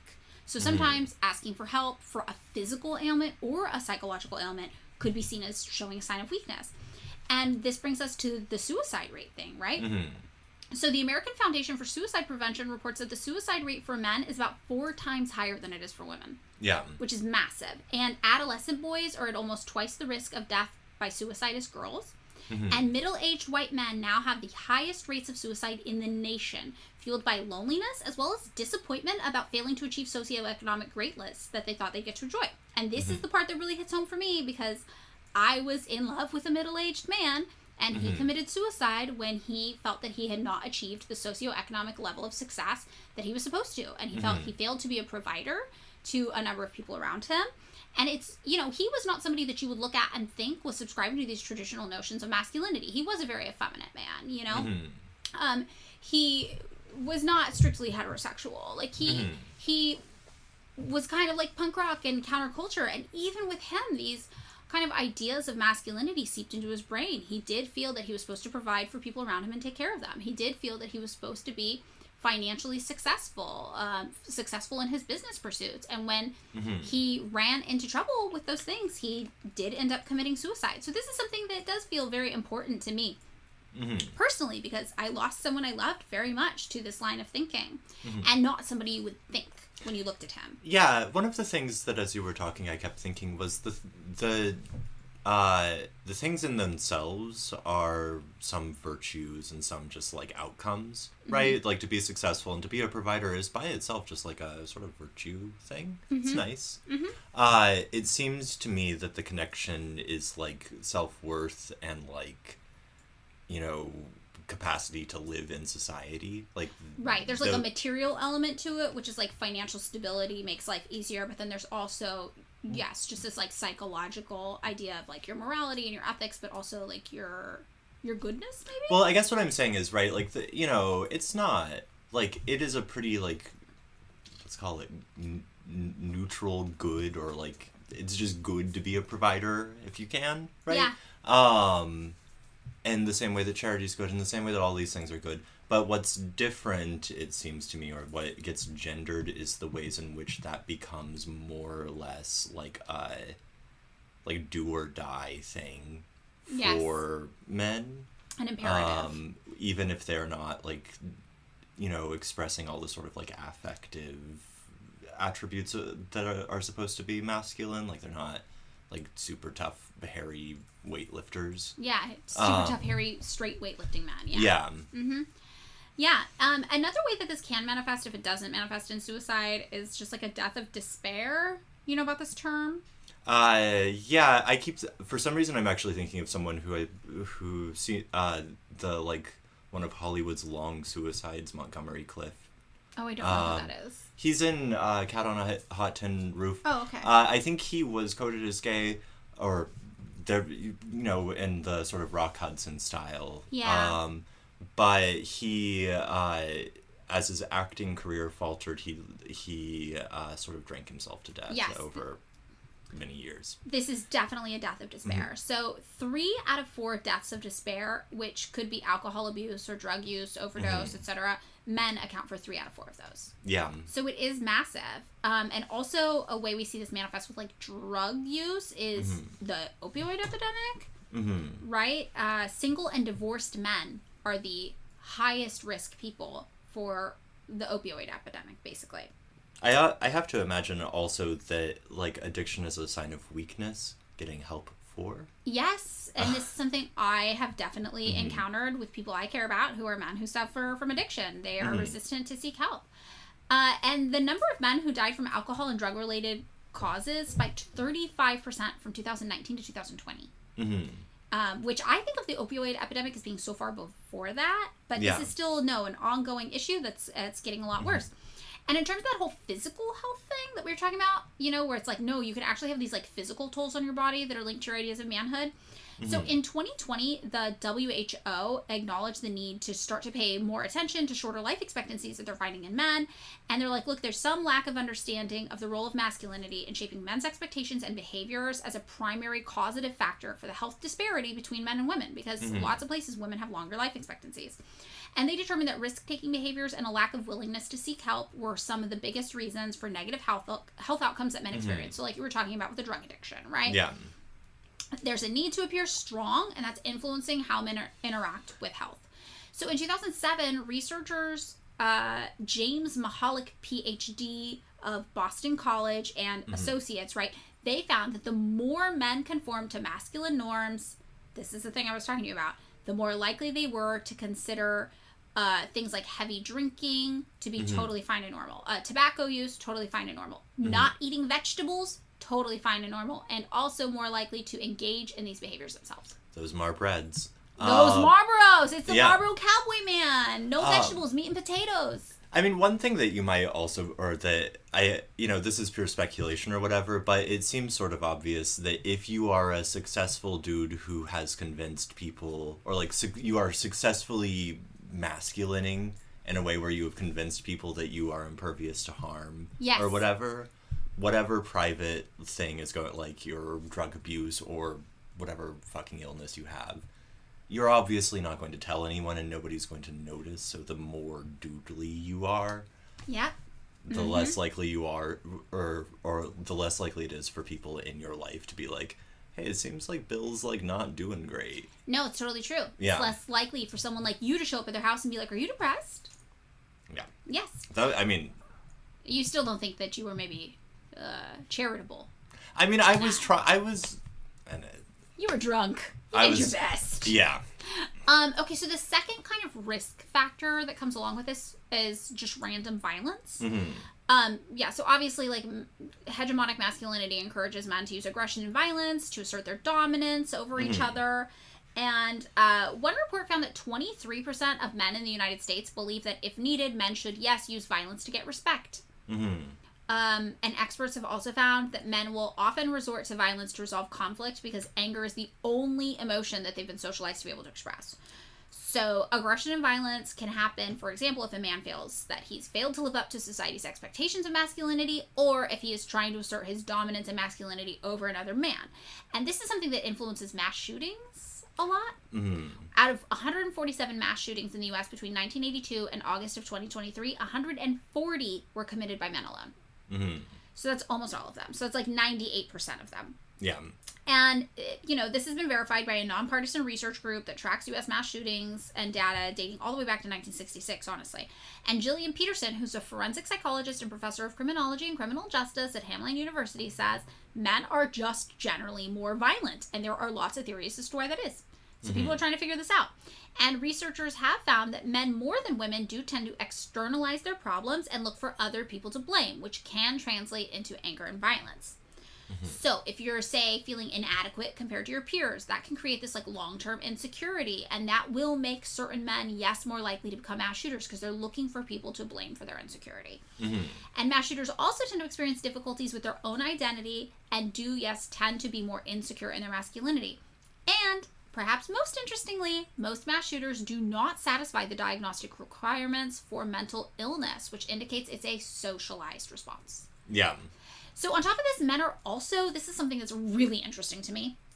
And this is interesting to me because I think a lot about what it means to move through the world looking like a white woman, where you know that so much of your victimhood or potential victimhood is a driving force for increased policing of communities of color and men of color, right? So I think about this a lot. You're constantly told if you move through the world as a woman that a random man on the street is going to jump out and hurt you, and you need to be terrified of all men, you need to be terrified of your neighbors, and the men on the street are all trying to kidnap you and traffic you and murder you. If they put a tissue on your door... Yeah, you're getting trafficked. Yeah. There's all these things. It's like, oh, you're getting trafficked. And this totally denies the reality of how violence against women occurs, because violence against women is very real. It just tends to be domestic violence. The men in your homes, the men that are close to you, these are the men most likely to hurt you. And trafficking tends to be something that is done, yes, by men who pretend to be your boyfriend first, men who slowly lure you in, or you're getting trafficked to do like some sort of servitude in like a more job capacity, and you are a woman of color not from the United States. Yeah, I was going to say this seems like a real U.S. or the United States is perpetrating like a crime against the global South on like a structural level. And this happens a lot in apparel manufacturing in Los Angeles. There's often cases where huge buildings are found full of trafficked women who are sewing clothes in sweatshops in downtown LA. So, you know, not to say women don't experience violence. However, the type of violence that women are taught to fear, which is a random bad man jumping out on your street, that's really, really rare. That's really, really rare for women. It is not really, really rare for men, though. Men are actually more likely to be the victims of random violent crime from strangers than women are. Oh, wait, can I interject with a funny story? This happened to me. I was living downtown with my girlfriend. I've told you the story about getting hit with the egg. Yes, you were egged. But in like such a violent way. I think they had like frozen the egg or something, so the yolk was hard that it knocked my glasses like clear across the street, across I think Maine or whatever. Yeah. And like the shattered pieces of eggshell made my girlfriend bleed. Wow. Like they like gouged into her, and like. She was like, this is crazy. I don't know what's going on. Not like she experiences random ass street harassment all the time. Right. But not that level of violence. She was like, I've never seen anything like this. They literally like rocket launched an egg at you. Yeah, no, and this is the kind of thing, like, I have another friend who was punched in the face walking down the street because a man walked by him and thought he looked too gay. I have another, my boyfriend in high school, do you remember? He had the shit beat out of him in front of a fucking 7-Eleven by a group of dudes who thought he looked too gay as well. So yeah, this is a thing. Men are more likely to be the victims of random violent crime at the hands of strangers, twice as likely. As likely. And almost 100% of the time, like, just statistically insignificant that it would not be, it is at the hands of other men. So, this is how random violence actually plays out. It's random men harming other random men because of masculinity complexes. And this kind of ties into the third point, which is homophobia, because a lot of these kind of people who are targeted for random acts of violence, it's either because their masculinity is threatened or because they're perceived as being gay or effeminate in some capacity. And, you know, this is because masculinity, hegemonic toxic masculinity, right, teaches men that homosexuality is a deviation from traditional manhood and that gay men are less masculine and therefore less valid. So this is really common and, you know, it's horrifying. We don't need to talk about it too gratuitously. But what I did want to talk about is a funny reaction against this kind of just like glaring homophobia in masculine communities and the idea of like insecure men who are not content with their own masculinity. And it's the Twitter meme trend of fellas, is it gay? Have you seen this, David? What do you think I'm on Twitter? Yeah, I'm sorry. First of all, so funny. You think I am supporting...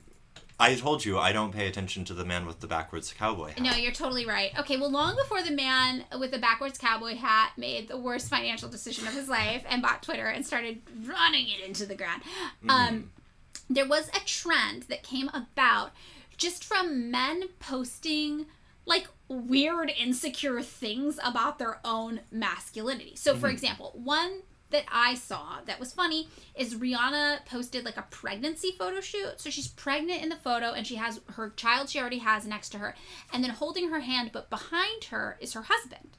And a man posts this and is just like, this guy's got to be gay. Like, look at him letting Rihanna, like, lead him. Like, he's walking behind her. Like, this is so effeminate. Blah, blah, blah, blah, blah. So someone retweets it, and they're like, fellas, is it gay to get Rihanna pregnant twice?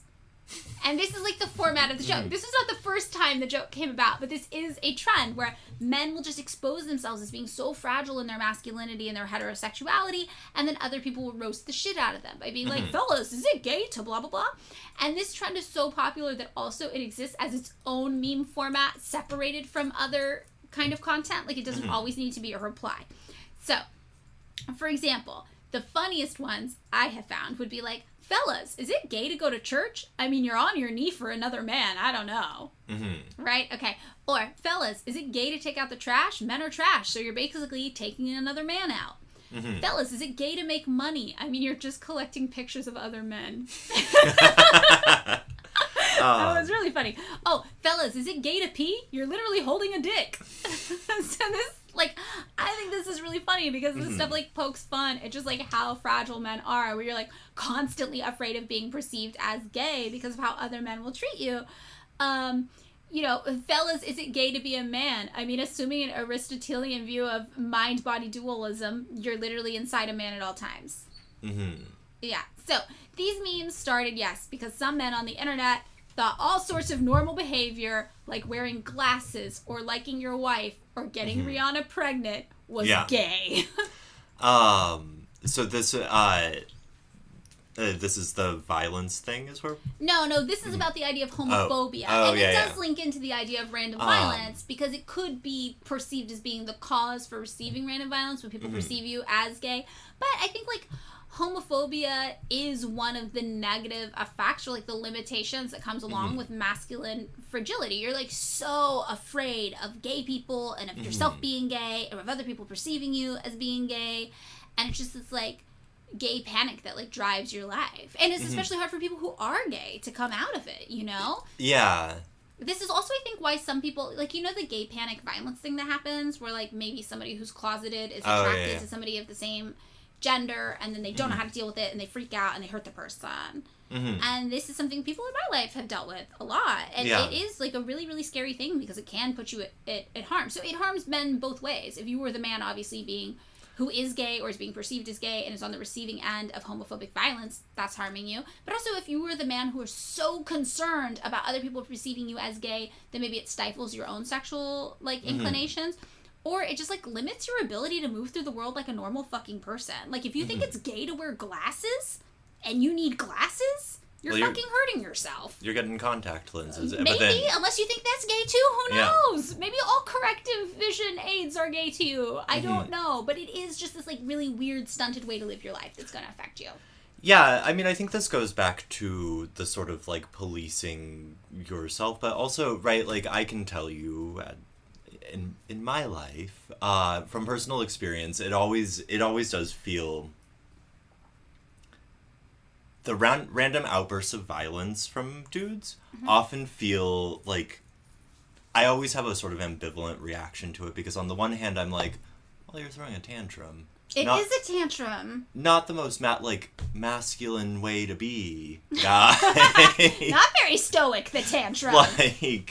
But then I'm sort of like, I am sort of like playing the game in my response, if that makes any sense. Okay. Right? And, Like what would that be? Like in the like not the most masculine way to be guy, where I'm like, okay, I'm doing the same thing. I'm just like pointing out like the basic hypocrisy in your position, but right. I'm still It's not your value system, though. Yeah. But I'm just, like, it just, to me it seems sort of like there's a lot of insistence on there's an inherent contradiction to the concept, which is that you are both supposed to be a rugged individual and rigidly conformist at the same time. Yes, and I think pointing out hypocrisy like that isn't the same thing as upholding those values yourself. I think the most effective way to get through to people is always to speak to them based on their value system, not yours. Yeah. And I think that's how you really make people realize how ridiculous their ways are a lot of the time. Yeah. Okay, so the fourth, like, kind of adverse effect that, like, this kind of hegemonic ritual of masculinity has in people's lives has to do with relationship building. And this is, like, the last one I kind of want to talk about in this section. So there's a lot of bell hooks in here, because bell hooks said some really interesting things about this. So, for example, men come to sex hoping that it will provide them with all of the emotional satisfaction that would have come from love. Most men think that sex will provide them with a sense of being alive, connected, that sex will offer closeness, intimacy, pleasure. And more often than not, sex simply does not deliver the goods. This fact does not lead men to cease obsessing about sex. It intensifies their lust and their longing. And this is a really interesting thing, because we know that hegemonic masculinity praises men for having multiple sexual partners while expressing disgust at women who do the same thing, and expressing disgust at women in general. Like, there's this, like, trend on Twitter also where women are like, I don't even think these guys like women. I don't think straight men like women. Because you seem to hate us. You hate everything about us. You're not attracted to us. You're disgusted by us. And it's just this, like, juxtaposition of pursuing sex while hating women, and how it makes you feel powerful to hate women because you're rejecting femininity, right?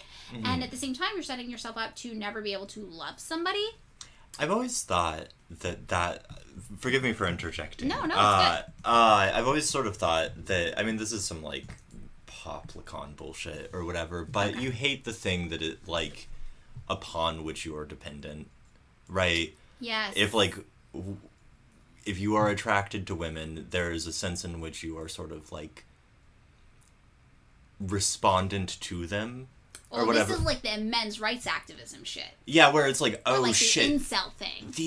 These women make me feel so fucking horny. And it's like, what they would rather feel is not horny, so that they can just, like, not feel dependent. Yes, and that's a power thing. Well, and this is something that Hooks talks about too, which is the idea that when culture is based on a dominator model, not only will it be violent, but it will frame all relationships as power struggles. And this plays out in romantic relationships between men and women. And an interesting thing is that one report suggests men's rate of sexual activity has dropped by nearly 10% since 2002. So whatever men are doing, they're getting more entrenched in the toxic masculine bullshit, and they're having less sex. It's not working to their advantage. If sex is the goal, they're fucking themselves, okay? Like, no pun intended. And the sexual manifestation of this idea that relationships are a power struggle, it comes out in the form of sexual aggression towards women, like you were talking about, right? It's a power struggle. If you think women have the power because you want them and they don't want you, you're going to be aggressive towards them. And what we find is that men who have been influenced by toxic masculinity are more likely to believe that they are entitled to women's bodies, and that leads to sexual harassment, right, of women, and a higher likelihood of sexual assault, gender-based violence, and believing things that are untrue about the nature of sexual assault as well. So this one UK study found clear links between masculinity and young cisgender heterosexual men's culturally sanctioned feelings of entitlement to sexual access to women. And the way that young men are conditioned to view sex and their need to be dominant and have power over others contributes to, like, higher rates of sexual assault and other forms of interpersonal violence. So this is a real thing, exactly what you coined, David, where it's like, I hate these women so much because I just want them and they don't want me. And it's a power struggle. They have the power. I want the power. So to take the power back, what can I do? Violence against them. Yeah. And the women are just like, who are you? What? I don't even know you. What the fuck's going on here? There's also, like, a domestic manifestation of this idea of, like, a power struggle and, like, a cishet relationship, which is, like, okay, one thing, men refusing to help with household duties. This is, like, a common thing we talk about. Have you seen the things about, like, weaponized incompetence? Yeah. I mean, I think this is when I was earlier saying that the, like, men have no emotional bandwidth, and, like, the, like, you're just a man thing. Yes. This is sort of, like, men copying to that in order to get out of doing shit. Right, like, I'm so bad at this, you're just so much better than me. Yeah. And this is something that ties in with the idea of masculinity, because hegemonic masculinity rejects roles considered women's work, and housework is considered women's work. So lots of men who have these hegemonic masculine belief systems in their head, like, they will, yes, refuse to participate in household duties. So that man box, they did, like, a study, you know, that people came up with the man box, and they found that 22% of men in the United States believe they should not have to do any household chores, and 44% believed they should be the sole income earner, and 28% believed that boys should never be taught how to do things like cooking, cleaning, or childcare. And that's, like, pretty huge. I mean, that's, like, 1 in 4? Over 1 in 4 dudes are out there, like, I don't think the boys should be taught how to cook food for themselves. Like, what? Wait, I mean, I have to... Some of these guys are single at least some of the time. Yeah, presumably most of the time, granting their beliefs, ideologies, and presumably personalities. Yeah, I would assume they're single most of the time too. Yes. And what the fuck are they doing? I think they're just eating Hot Pockets. That's, you know, I ate one once. First of all, it burned the roof of. I lived off those things in high school. I loved those fuckers. Second of all, for some reason, I find the cubed meat. This is very disturbing. It's only cubed ham. You only want to cube a ham. You don't want to cube any other kind of meat.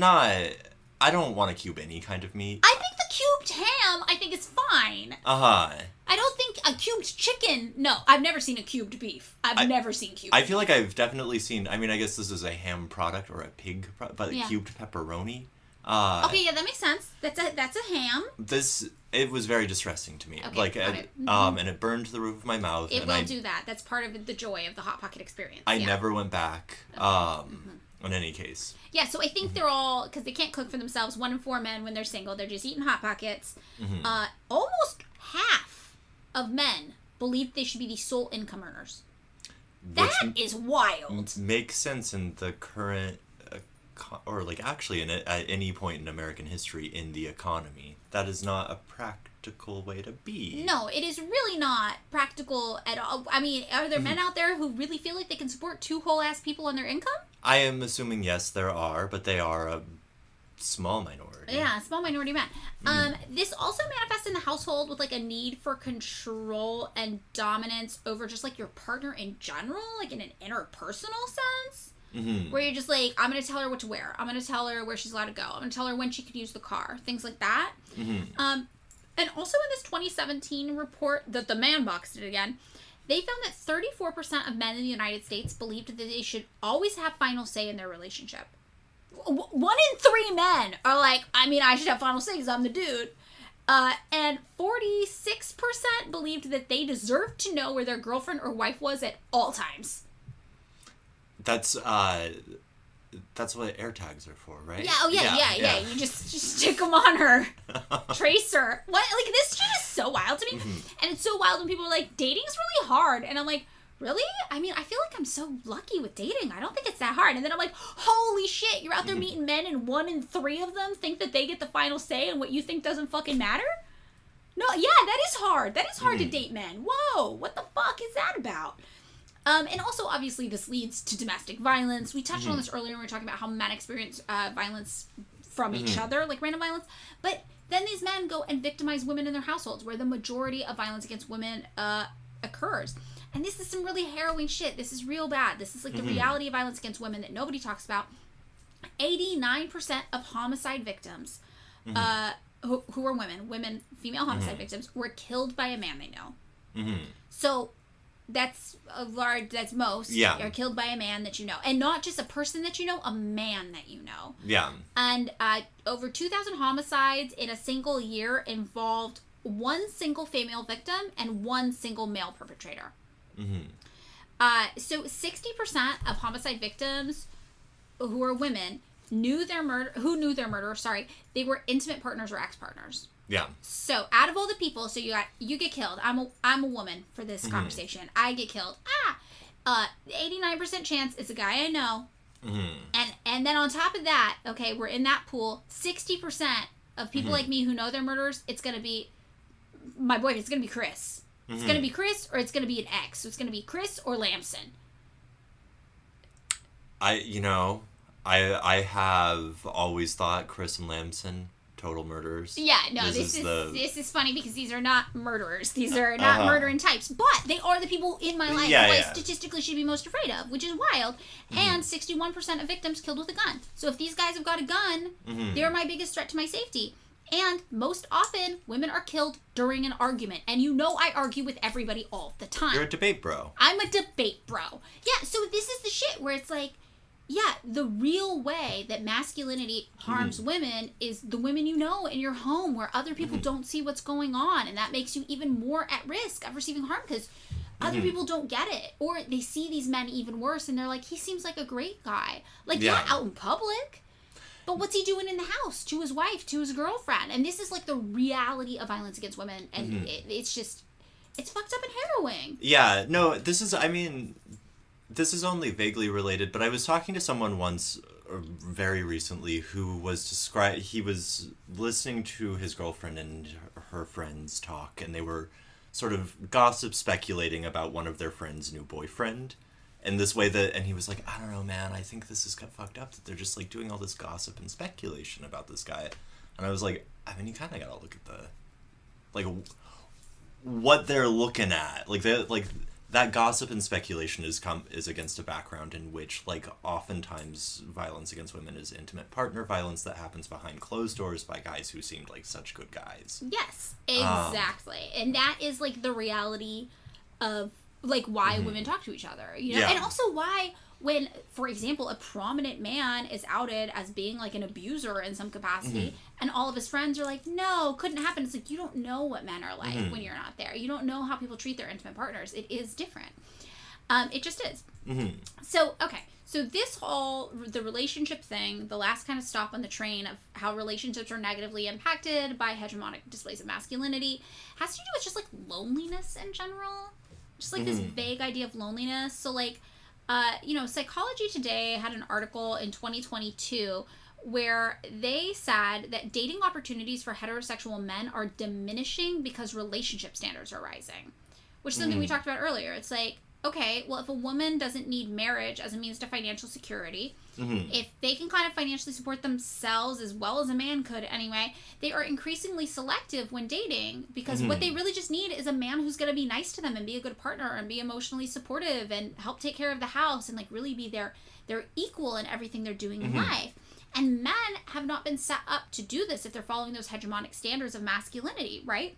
I mean, one of the things that it strikes me is that that's actually, a lot easier in some ways than the, sort of hegemonic model. Because it's well, you're not fucking trying to support two people here. You just gotta pull your own weight. You gotta pull your own weight and be, a nice person. Yeah, this always reminds me of this study that was done on monkeys, which I get that monkeys aren't human, but I just really like this study.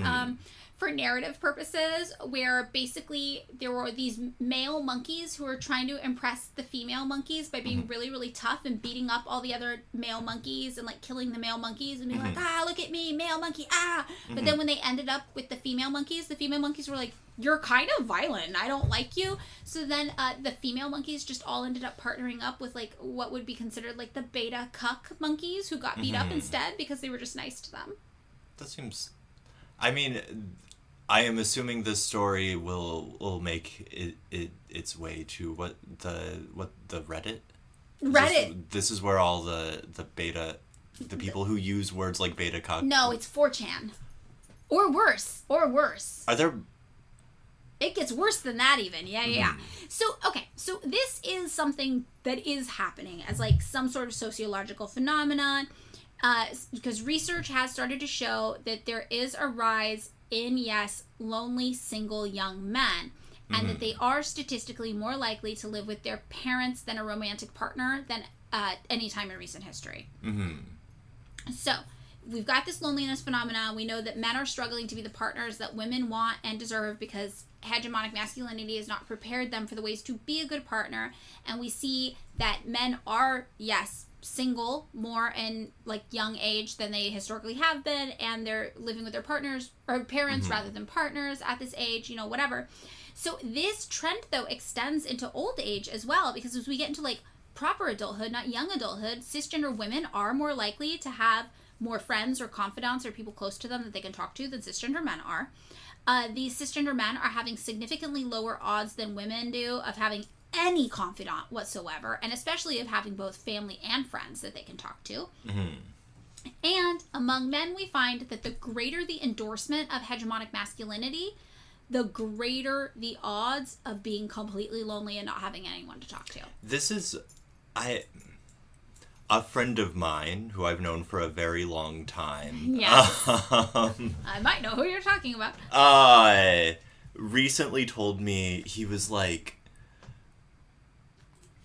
I mean, you live in LA, and so I call you at random ass hours when you can't talk, and we'll just talk at you for hours.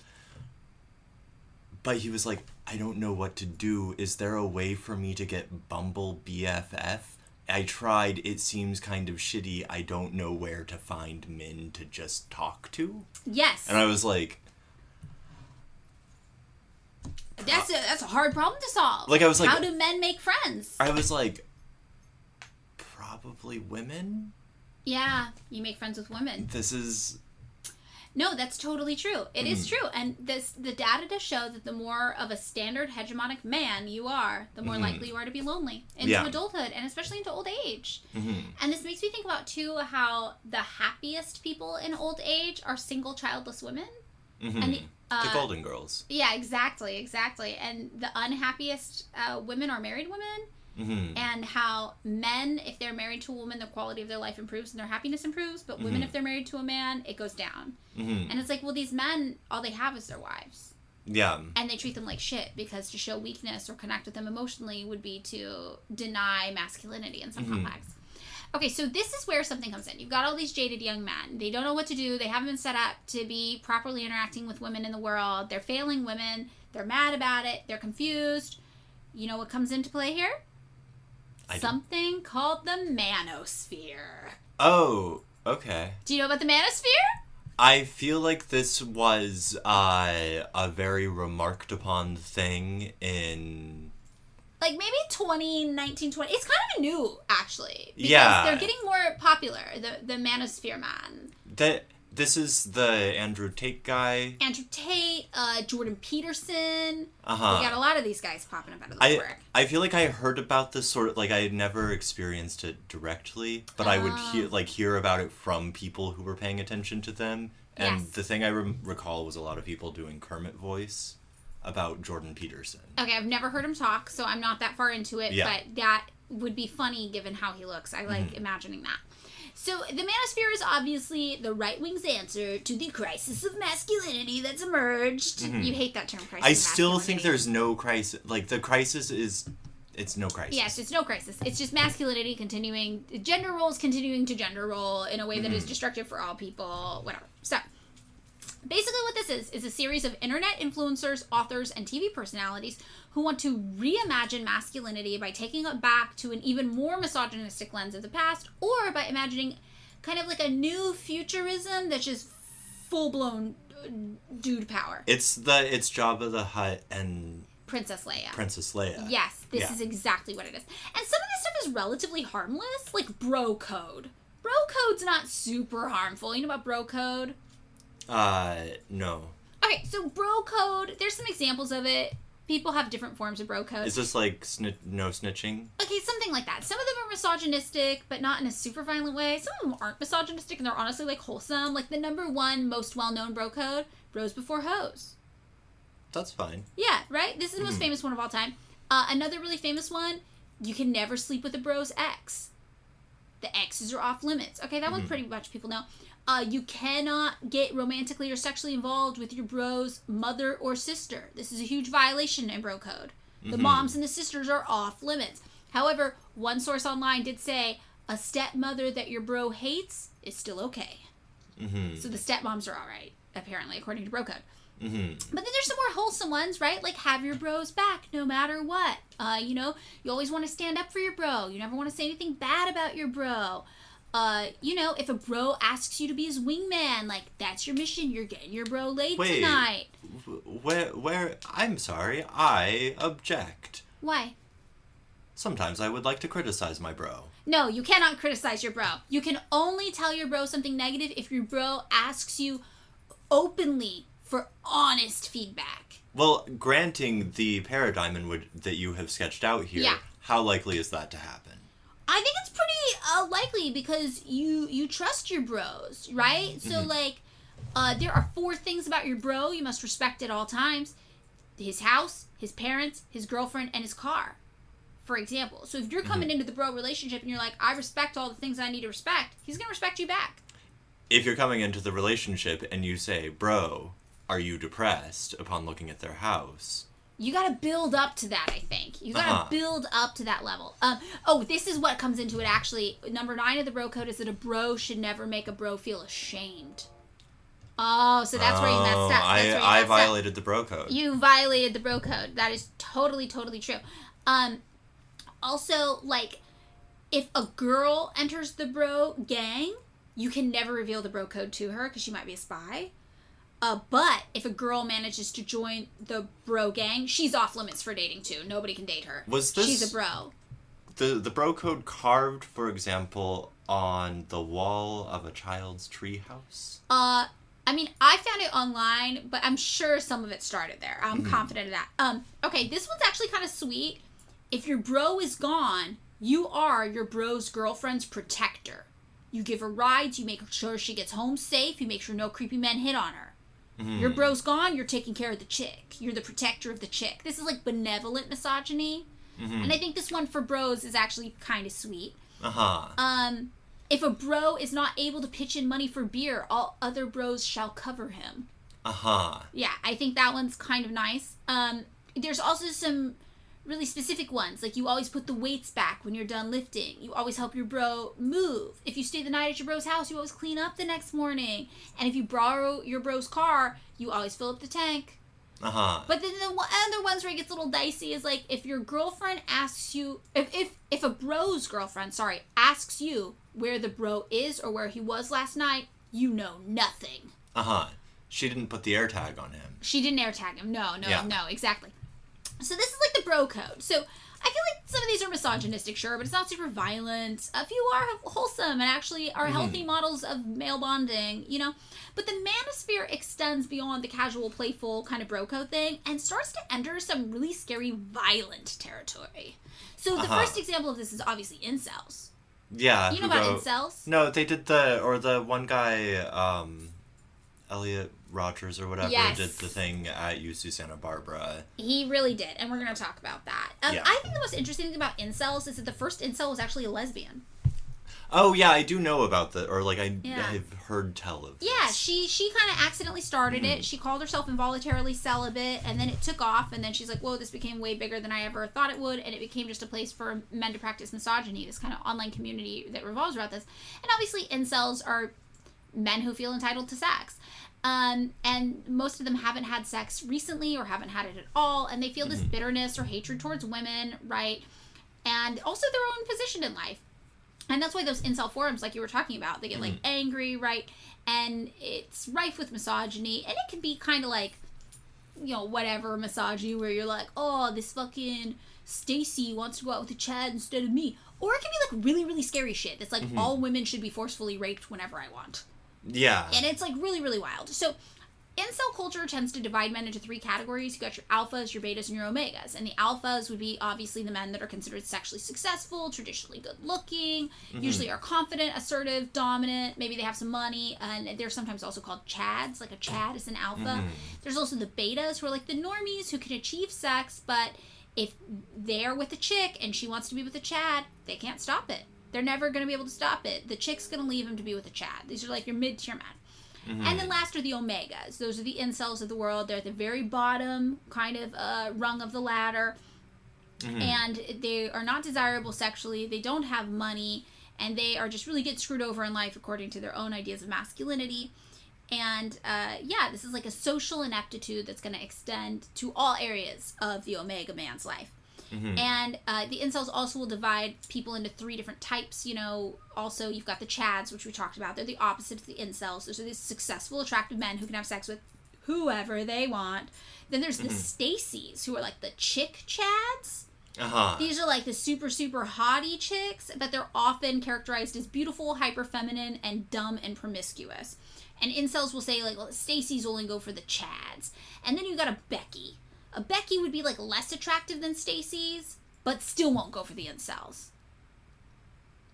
So then the incels are even more mad, because they're like, you're not even a Stacey, you're a Becky, and you still won't go for me. And then they've got all sorts of terminology. It's really like their own language in here. They got the femoids, the FHO, the female humanoid organism. That's a woman. They got AWALT, AWALT.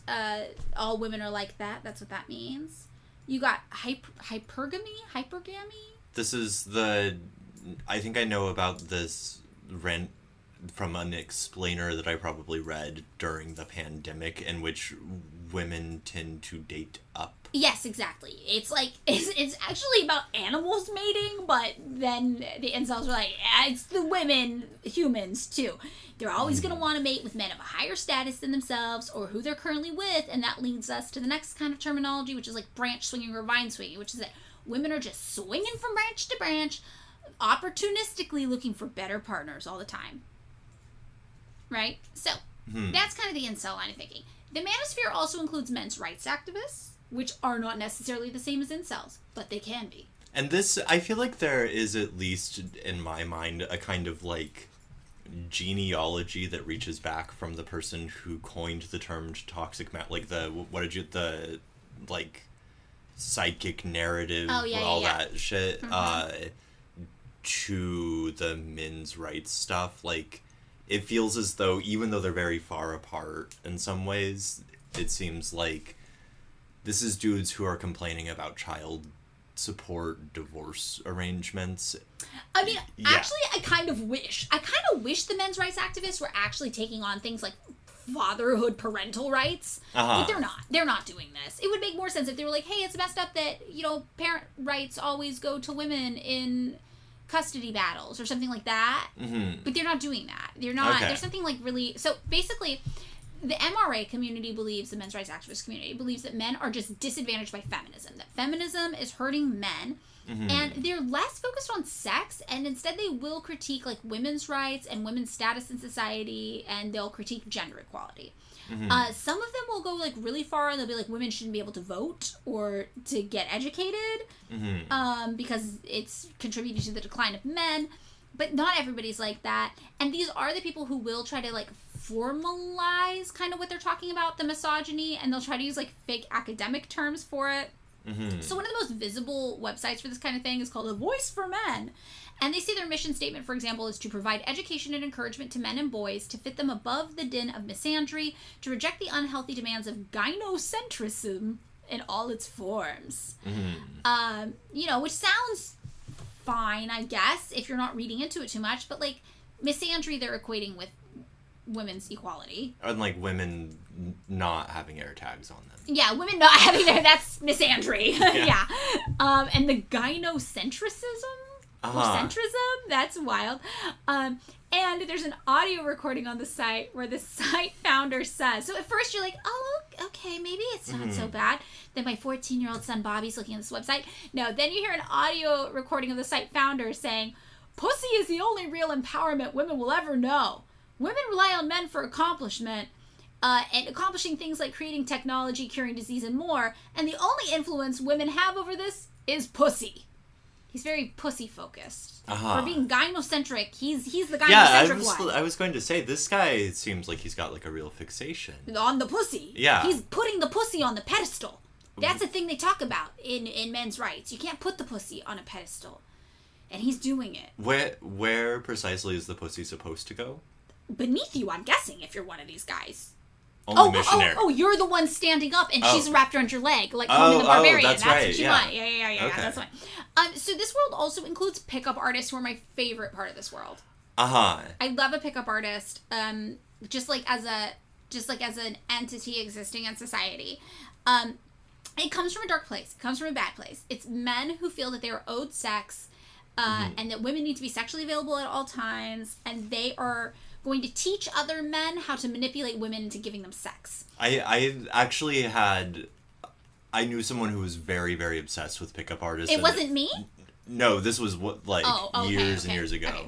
Well, I was very obsessed with pickup artists years ago as well, because VH1 had a TV show called Mystery of the Pickup Artist. The guy had the hat. With the Jamiroquai hat, yes. I loved this show. Yeah, it was wild. So this guy had all sorts of terrible ideas about how you were supposed to seduce women. And this whole idea of a pickup artist was actually influenced by some other guy named Neil Strauss, who wrote a book called The Game.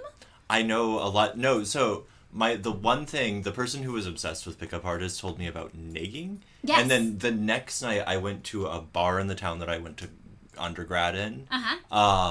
And this woman sat down next to me and said, "You're handsome, just not here, but in some other place." She negged you. And she negged me, and I was so I was like, you're experiencing it firsthand. I'm blessed. Yeah, you've been negged. Hell yeah. Yeah, so I don't know why the idea of the pickup artist is so funny to me. It's funny to me in a way where it like borders on making me giddy and gleeful, because it's so silly and it's so ridiculous.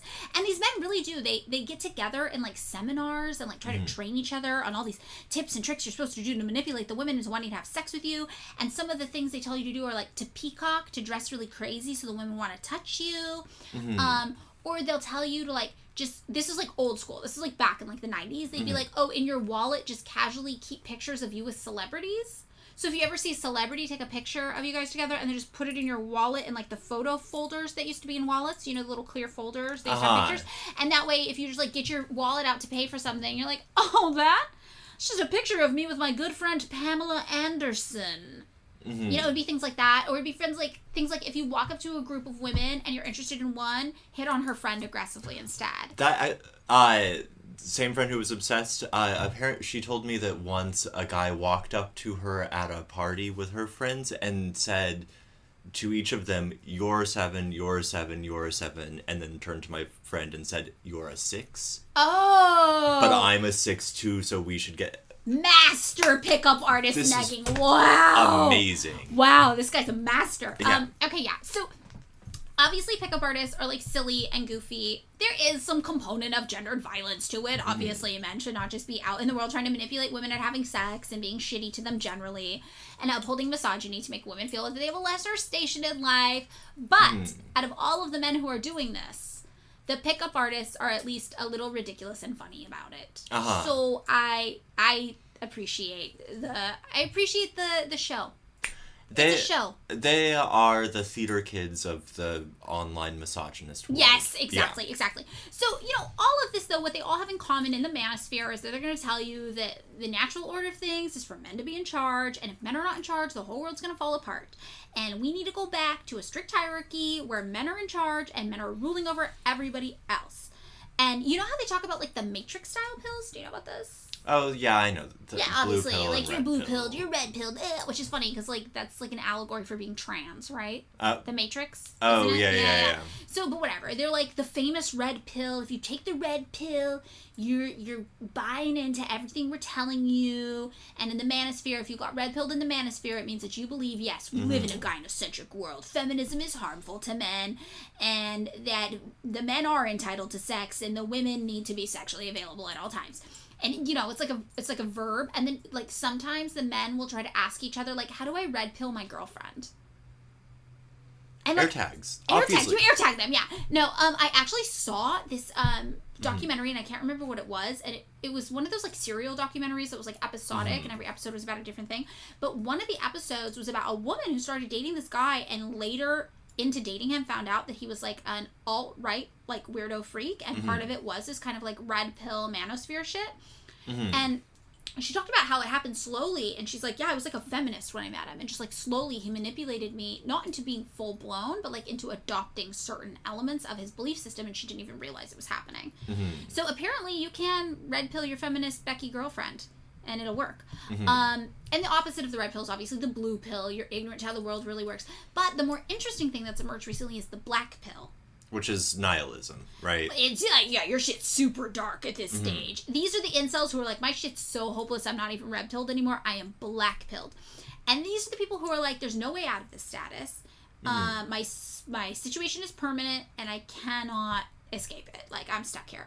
And obviously, alt-right dudes thrive in these spaces, and we have all these, like, alt-right dude gurus who target these men, especially the ones who are in that, like, black-pilled, really low state where they're like, there's no hope for me, and they used to profit off of them. And there's Jordan Peterson, obviously, who we talked about. He's a Canadian psychology professor who's famous for raging against wokeness, And then there's also Bronze Age Pervert, BAP. Do you know about him?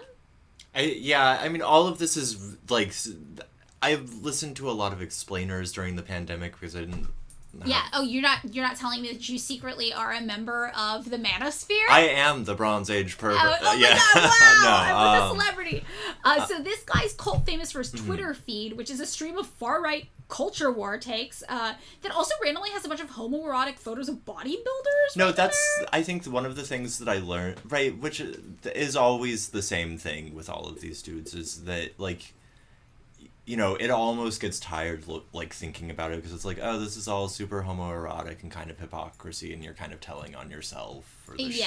Like, totally. It's like, oh, okay. Like, there's some, like, neo-Nazi in, like, I think Sweden or something, who's, like, he's attempting to do, like, some Aryan shit, but he has more or less turned his online life into, like, beefcake photos for, like, it's like Tom's of Finland. Tom of Finland, yeah. Yeah.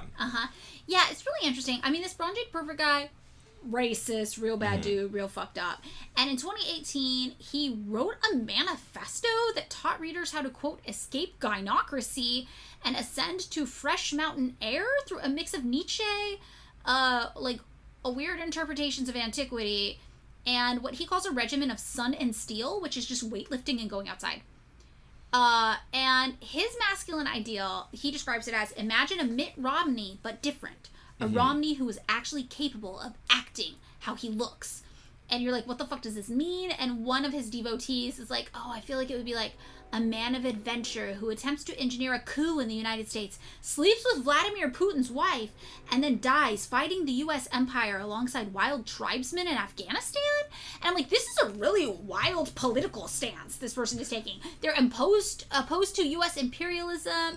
They're standing with Afghanistan, and they hate Vladimir Putin. Like, I need to understand the politics. I actually think I feel like I understand this very well, because it's just what like... is it? I need to know. Right, the Afghan tribesman thing is sort of like, this is like the new Teddy Roosevelt kind of frontier shit. Yes. Because we're like, we ran out of frontier over here. Okay, so it's like brown men are the frontier now. Yeah. Okay, but wow. like in like another place, and maybe... Oh, it's like exoticism. Yeah. Like the idea of like, what's the thing that rich white people, like going on safari? Yeah, this is, Yes. and like Vladimir Putin's wife is just like, you have like so no fear that like this like scary ass guy, you're just fucking his wife. Got it. Okay. I feel like this is like it's not political. This is a trussed up James Bond fantasy. It is James Bond. It's not. Okay, that makes more sense. There's also famously Andrew Tate, right, who's a kickboxer and failed Big Brother contestant, and he ended up being like a massive social influencer. And he's like, women are property, and then he got kicked off TikTok, Twitter, Facebook, and Instagram, and then owned by Greta Thunberg, which I did not expect. Oh yeah, that was.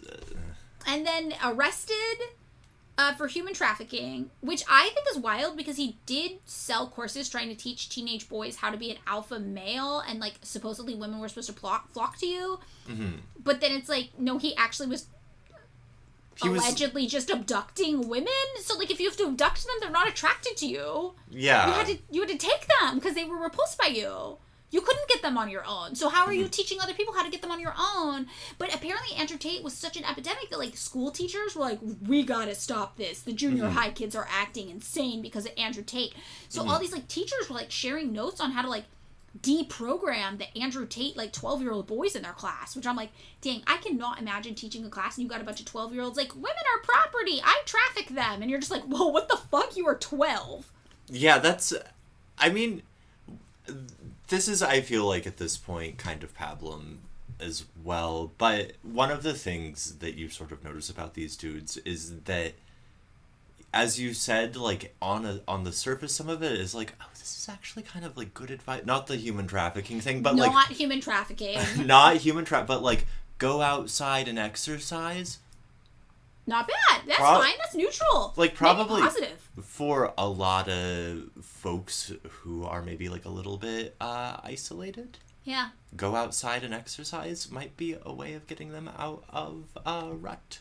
Well, okay, this is really interesting because this does touch on why this shit is thriving, and it's because these men are the only people who seem to be listening to the troubles that other, especially young disaffected men, are facing today.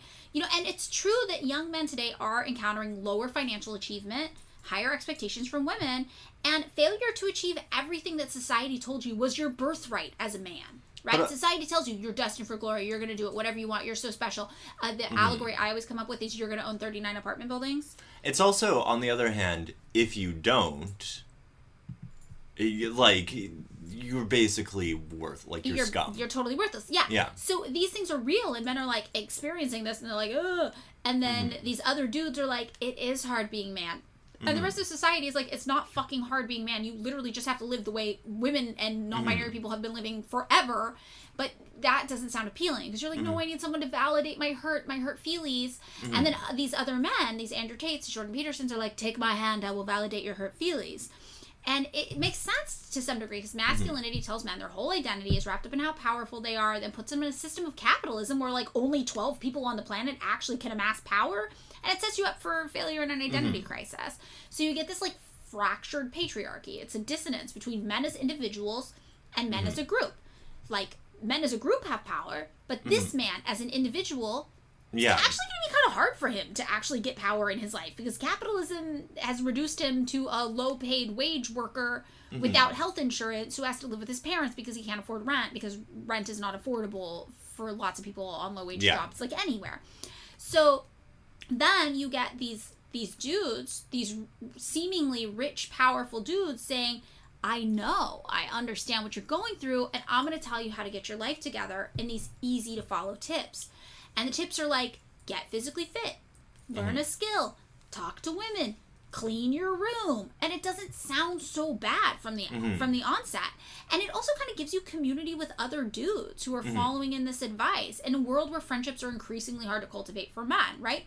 Everyone suddenly in the manosphere is your friend.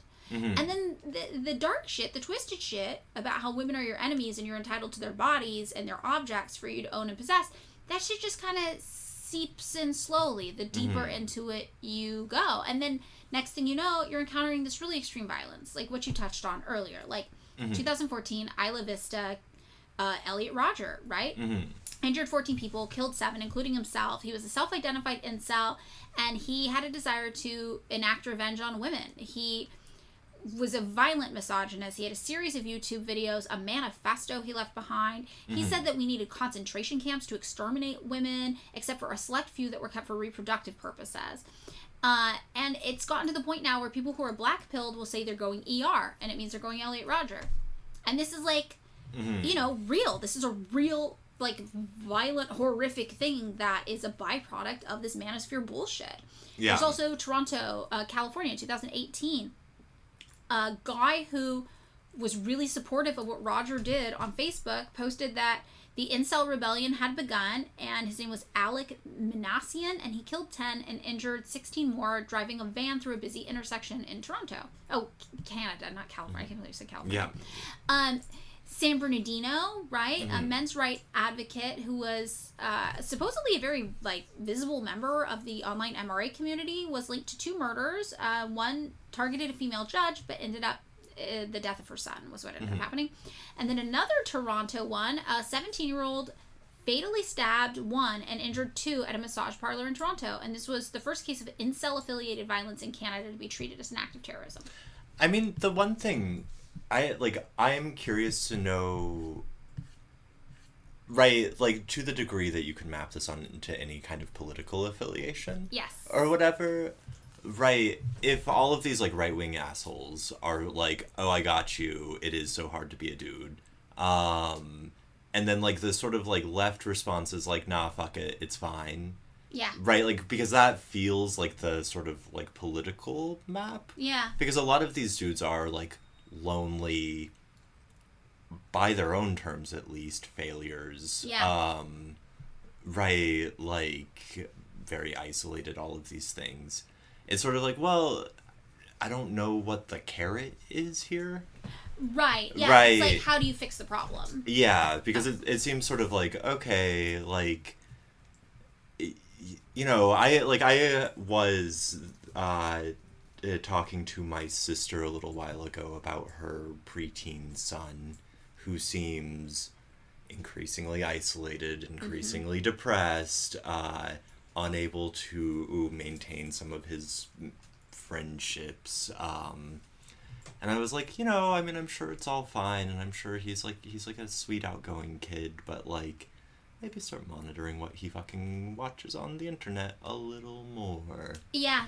No, it's totally true. And there are some ideas about like how you intervene in a meaningful way, you know, to support men. And it's hard because on one hand you're like, I don't want to support these men. These men fucking suck. These men are shitty. I don't like these men. But on the other hand, you're like, well, do you want to be results oriented or do you want to be spite oriented? Because if you want to be results oriented, you know, we got to change kind of our system here, right? We got to change what we're doing. And it's really challenging to get in that thought process, right? And in a lot of ways it mirrors anti-carceral thinking. It's like, do you want to be mad at the bad man or do you want to make fewer bad men? Yeah. And it is a huge psychological shift to go through. So there have been some things people identify. There's maybe 3, 4, 5, 6 kind of potential solutions that people identify that we should enact as policy and as like procedure if we want to, you know, temper the ill effects of hegemonic masculinity. And the first one is with strong families, or to build like strong families or like community ties. So that anthropologist Gilmore found that across all cultures, boys usually are ushered into manhood and masculinity by other men. So what that means is you need like the presence of other men who are engaging in masculinity in a healthy way to be there to interact with like young boys and young men as they grow older. And this Ivy League student, Reynolds, was saying, when I talk to my friends, I can literally count on one hand the number of friends I have who have a good relationship with their dad and have actually learned things from him. So right away, it's like this crisis of fatherhood, which doesn't mean every house needs a father in order to be effective, obviously. But what it does mean is that when people have bad relationships with their fathers, they are going to be seeking like models of masculinity that they can learn from elsewhere, and that has to be there. So lots of men report the same thing. They have troubled relationships with their fathers. They have no father figures at all. And since 1960, the percentage of boys living apart from their fathers nearly doubled, 17% from 17% to 32%. And again, like, this doesn't mean all boys need a man in the house, because like evidence shows that, for example, children of lesbian parents outperform children from heterosexual parent households in lots of different ways. But it does mean maybe we should remind people, like, we should remind men that if you decide to have children, you should be morally obligated to care for them, unless it's a very specific arrangement in which people don't want you involved. Like, yeah, I feel like I don't need to get into the weeds on that. Yeah, but, you know, I think the thing is, like, what it means is that boys need expectations of masculinity modeled from them somewhere, right? Somewhere. And it could be mothers who go out of their way to like show what healthy ideas of masculinity are, but it could also just be like grandfathers or uncles or neighbors or family friends, you know, who are showing them positive ways to be a man. And that Ivy League kid who was talking about this, Reynolds, said ultimately it's about relationships and finding older men who, you know, they're not flashy, they're not important necessarily, but they actually are living virtuous lives as men, and then being able to learn from them. And it feels like a lot of young people are seeking that out, and there's nowhere to find it. Like, you think about the guy who created the term toxic masculinity. He's like, my dad fucking abandoned me. Like, emotionally. This is terrible. And I think a lot of us have really, like, strained and bad relationships with our parents. And I think, too, sometimes, like, society wants to tell you if you have a bad relationship with your parent, it's in some way your fault. Like, for a long time, I denied the fact that I have a bad relationship with my mother because it felt too cliche or something like that. Yeah. But when you really start to acknowledge it, you're like, no, sometimes our parents do fail us, and like there has to be somebody in society to pick up the pieces, to be in your life, to like show you healthy models of masculinity in those instances. Otherwise, the people who are going to do it is the manosphere dudes. They're going to be like, I'll teach you how to be a man, kid. come on with me. So it's like somebody else has to be like, no, I'll teach you how to be a man. One of the things, and I'm sure you're going to get to this, but one of the things that I keep thinking as I'm listening to you talk is how structured and rigid the concepts, right, like, are. Yeah. And that becomes something where, like, and I'm not saying, like, oh, just make it, like, loosey-goosey, it's whatever the fuck you want. It's, like, open, this is, like, super woo and interpretive and, like, whatever. But it does seem as though having something that is more sort of, like, narratively elastic, so that, like, depending on context, it might mean different virtues depending on circumstance. And also so that you can be sort of, like, responsive and, like, affectively open to other people. There is, forgive me for interrupting. No, not interrupting. The thing that I keep going back to that Olufemi Taiwo piece, Mm-hmm. but he quotes at the end this thing from Epictetus that's like actual stoicism as opposed to like weird manosphere bullshit. Yeah. Where he's talking about a certain kind of like emotional responsiveness and like interest, where he's like, listen, the idea is like, why should you shower? And this is something Epictetus is like, listen, it's fine if you don't want to shower, if you want to do that thing, fine, go out to the desert, be by yourself, who fucking cares? But if you're going to be around other people, you have to understand that they are also having emotions. Mm-hmm. And having like and so like the model of stoicism here is like, you have to understand your sort of emotions and your sort of like affective expression of them in the context of other people and what they need, which to me seems like a very healthy mode of thinking that could be tied to masculinity. Yeah, I mean, I think one of the main issues with non-hegemonic expressions of masculinity, or even like expressions of gender that aren't tied to binary, is that we're at a position now where it's that like interesting intersection where we're being offered visibility without liberation. Mm-hmm. So it's like people know that there are other ways to be a man, because we see it kind of sometimes. We see Mm-hmm. queer men being represented somewhere. We see effeminate men. We see softer men. But those men aren't liberated. Like, they're still oppressed and marginalized. So we see them, and then we see them being treated like shit by society.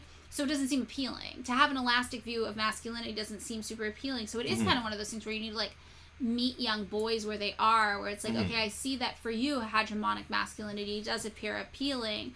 How do we take our notions of hegemonic masculinity and present them to you in a way that where it's not accompanied with, like, oppression and hatred, Like, and it's like, that's the line you have to... it's kind of like the same thing where you have to speak to people based on their value system to change their mind. Yeah. It's like you have to use the idea of the mainstream modeled masculinity, and you have to find a way to get in there and change it just a little where people don't notice you're changing it. No, I guess, I mean, you had mentioned the carceral thing. Yeah. And one of the things that I think about when I think about sort of justice and all of that stuff is that the people who are sort of trapped, like, no one gets trapped in, like, a narrative box. Right. Right? Like, you're not like, oh, you're the criminal, you've done the bad thing, you will always be the criminal. We cast you away, yeah. Like, right, no one gets thrown out. And it seems like the sort of, like, like, if you start from the assumption that, like, what a dude is, like, I don't know, I mean, I talk to people in different ways depending on who they are, right? Like, you meet them where they are. But also, like, that changes who I am. Like, I'm different in different circumstances. And, like, I think that, like, not getting stuck into, like, well, he was provider, procreator, what was the other one? Protector. Oh, I do none of this shit. But, like, like, I don't have to be, like, constrained by those sort of, like, very, reified roles.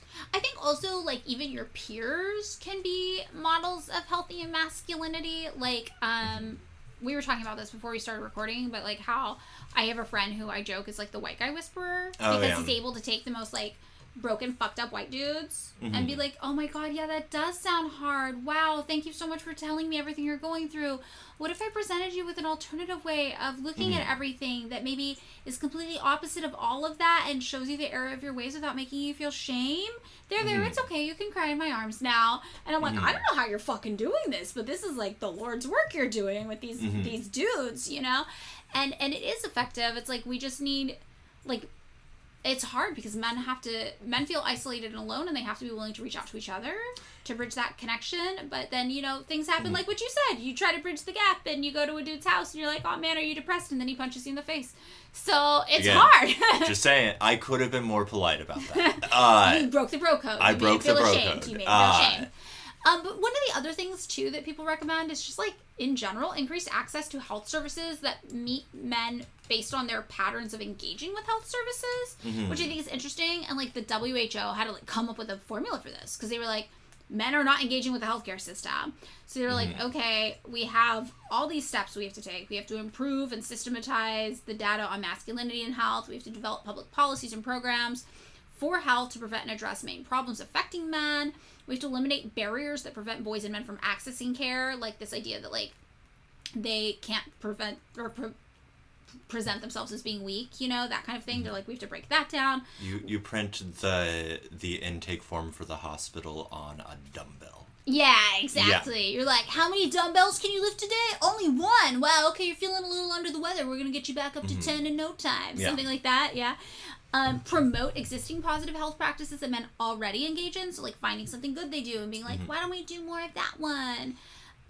You know, like, there's just all these things that you have to do to kind of target boys when they're young and make them feel comfortable and safe, like, expressing their needs from a healthcare capacity. And encourage, you know, institutions like schools or like civil society to focus on preventing the impact and costs of toxic masculinity and like rigid masculine structures. And another part of this too that could be a solution is just the idea of increased social support. Like, remember Ruth Whitman, who was talking about how she was raising 3 boys, and she's like, oh my god, they're all trucks. All the media is about boys being trucks. She was like, from a young age, girls' friendships tend to be more intimate, deeper, and more emotionally focused, and provide a support structure that's sorely lacking for boys. And it's true, like, men don't have a lot of spaces to have open and honest conversations about the different things that they're dealing with, like grappling with emotions or dealing with conflict, and that's why these, like, manosphere fucking incel forums become the space for them to do that. So there's not, like, an equivalent of that that's, like, a healthy conversation about how to deal with these things. It doesn't get expressed through anger or entitlement or rage. So there has to be some form of social support that pops up where, like, men are doing this for each other. Like, and it's hard, because how do you tell men, like, go build a better online network that's not this? I'm not doing that. Yeah, right? You're, I barely know how to log into the internet. I mean, you don't even use the internet. Yeah. You know, and another way people talk about this is to provide concrete ideas of positive masculinity, which I thought was interesting. So there was this one 19-year-old Florida college student, Ronan Bray, who was interviewed about masculinity, and he said that, yeah, men are constantly told to be better, to be less toxic, but are never explicitly told how to do that. So he said, you pretty much have to figure it out yourself, yet society still has the expectation that, you know, you have to be a certain way. I don't feel like men in general have the same types of role models that women do, even in their own personal lives, which is something we talked about before with, like, having masculinity modeled, like, in your community, immediately in your home.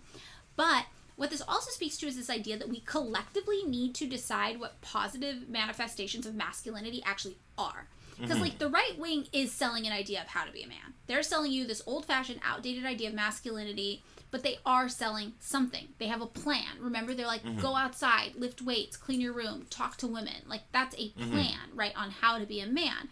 But people on the left are less vocal about communicating a model of masculinity at all. Like, what is the model of masculinity we expect from our loved ones?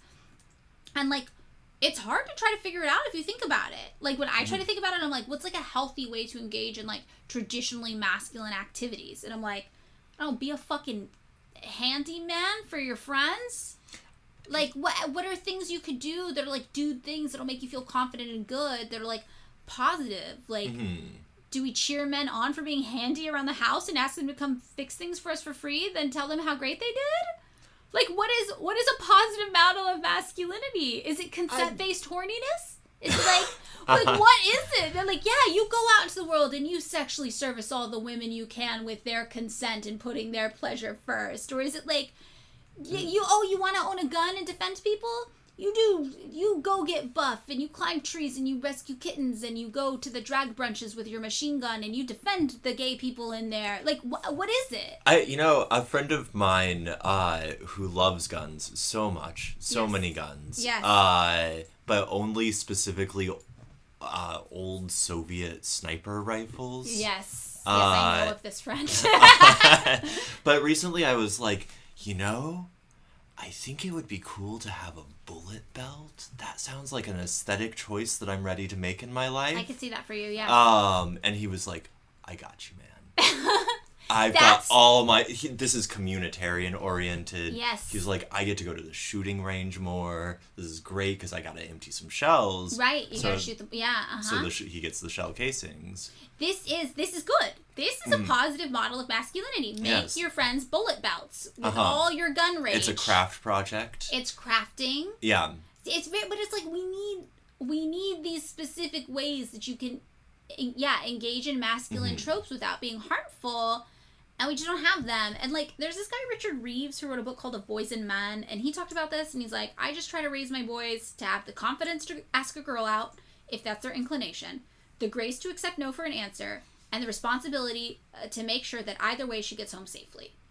And I'm like, that's fine. That's pretty baseline, though. What is it, like, don't harass and stalk women? That's your baseline? I mean, it's good. It's positive. I'm not mad at it.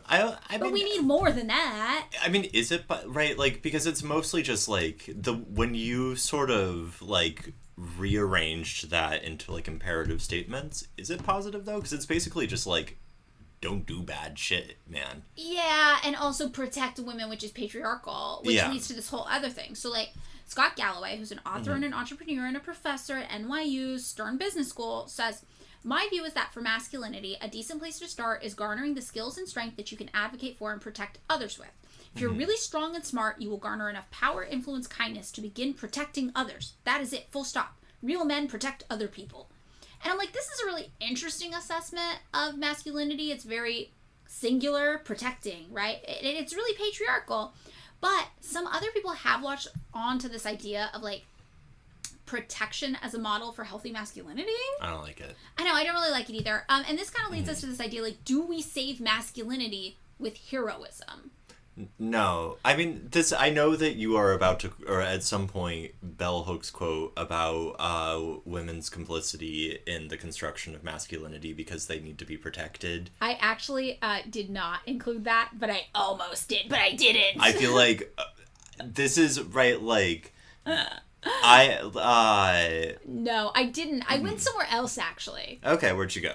Okay, here's where I went. So, there was an Atlantic article written by Caitlin Flanagan, and she's like, I think the opposite of toxic masculinity is heroic masculinity, right? Whatever. It's still patriarchal. She's into the Ubermensch. She's into it, yes. Frame the man as a protector, and, but the problem with this is obviously that it's patriarchal. It necessitates control and dominance. Like, conservative Harvard philosopher Harvey Mansfield's also really into the idea of men as the protector, and he said that protection is a defining task of masculinity, and even said, like, quote, like, honor is an asserted claim to protect someone, and the claim is to protect a claim to rule. How can I protect you properly if I can't tell you what to do?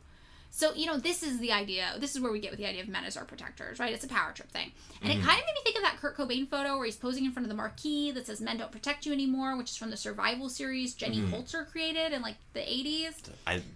I'll tell you later. Oh, okay. So whatever. So Flanagan points to 9/11 first responders as, like, an example of heroic masculinity. And I think that's weird because women were also 9/11 first responders. Like, okay. But then she also points to Richard Fierro. Do you remember Richard Fierro? No. This is a man who attacked a would-be mass shooter at the Colorado Springs drag show recently. Yeah. So Flanagan describes the events as follows for anyone who needs a refresher. At a drag show in Colorado Springs, a man opened fire with an AR-15 style rifle. A second man, Richard Fierro, was at the club with his wife, daughter, and a few friends. When the shots roared into the enclosed space, Fierro ran towards the gunfire and pulled the killer to the floor. When Fierro found that the man was carrying a second gun, a pistol, he seized it and pounded the man's head with it over and over again while screaming, "I'm going to fucking kill you." Fierro is a combat veteran of the wars in Iraq and Afghanistan. I don't know exactly what I did, he told the New York Times. I just went into combat mode. He told CNN simply, my family was in there, my little girl was in there. So this is interesting. No! Because Iraq and Afghanistan, this man very well could have been an aggressor. This is an arm of U.S. imperialism abroad, complicated feelings there. But there's no denying Oh, I have no acts. complicated feelings about this. This is terrible. Oh, the military. The military's yeah. terrible. The military's terrible. The reason why it gets complicated is that you're like, there's no denying that his acts at the drag show were in fact heroic.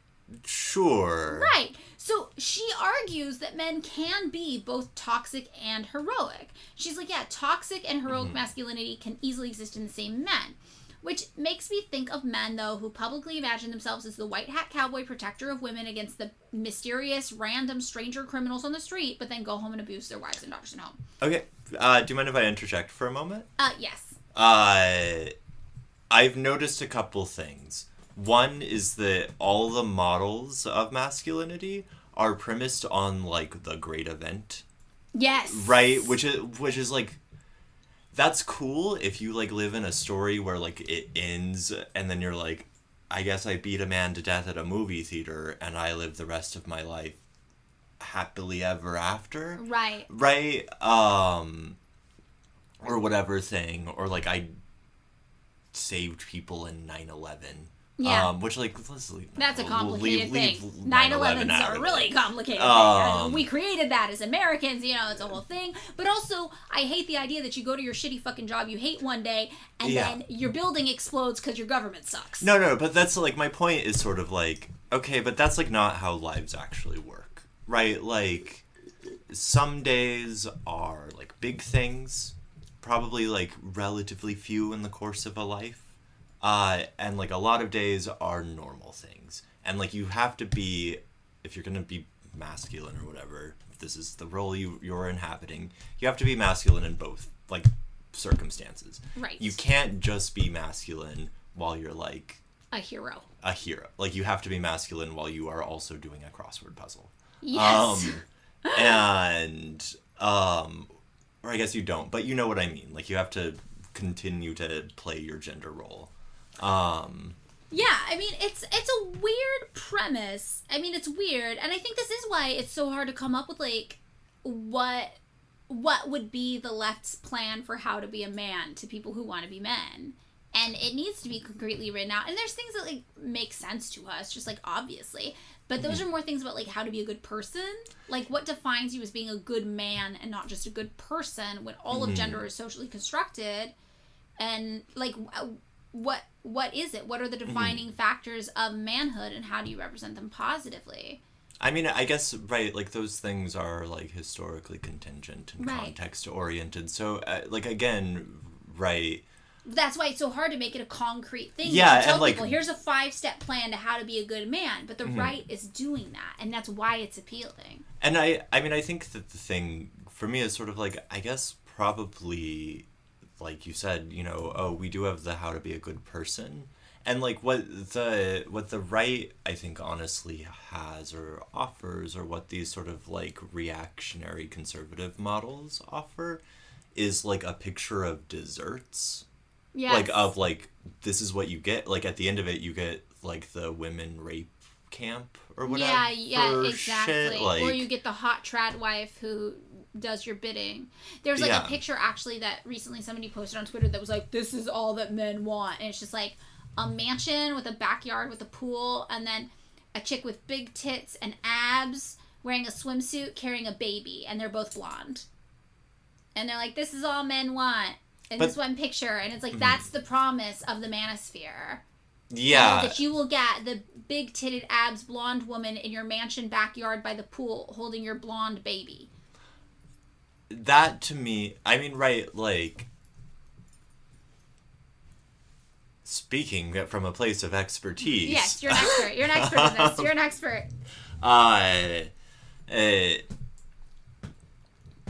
That sounds cool once or twice. Like, that, like, you want more, like, you want a more diverse life with, like, more intimate connections with friends. You can't... Just happiness and fulfillment is what you need to offer as the model. As corny as it sounds, that eudaimonia shit, that, like, you know, like, good-spirited thing that is more about, how you live your life, that is about that, like, you know, right? Like, you actually do want a form of happiness that isn't just pleasure.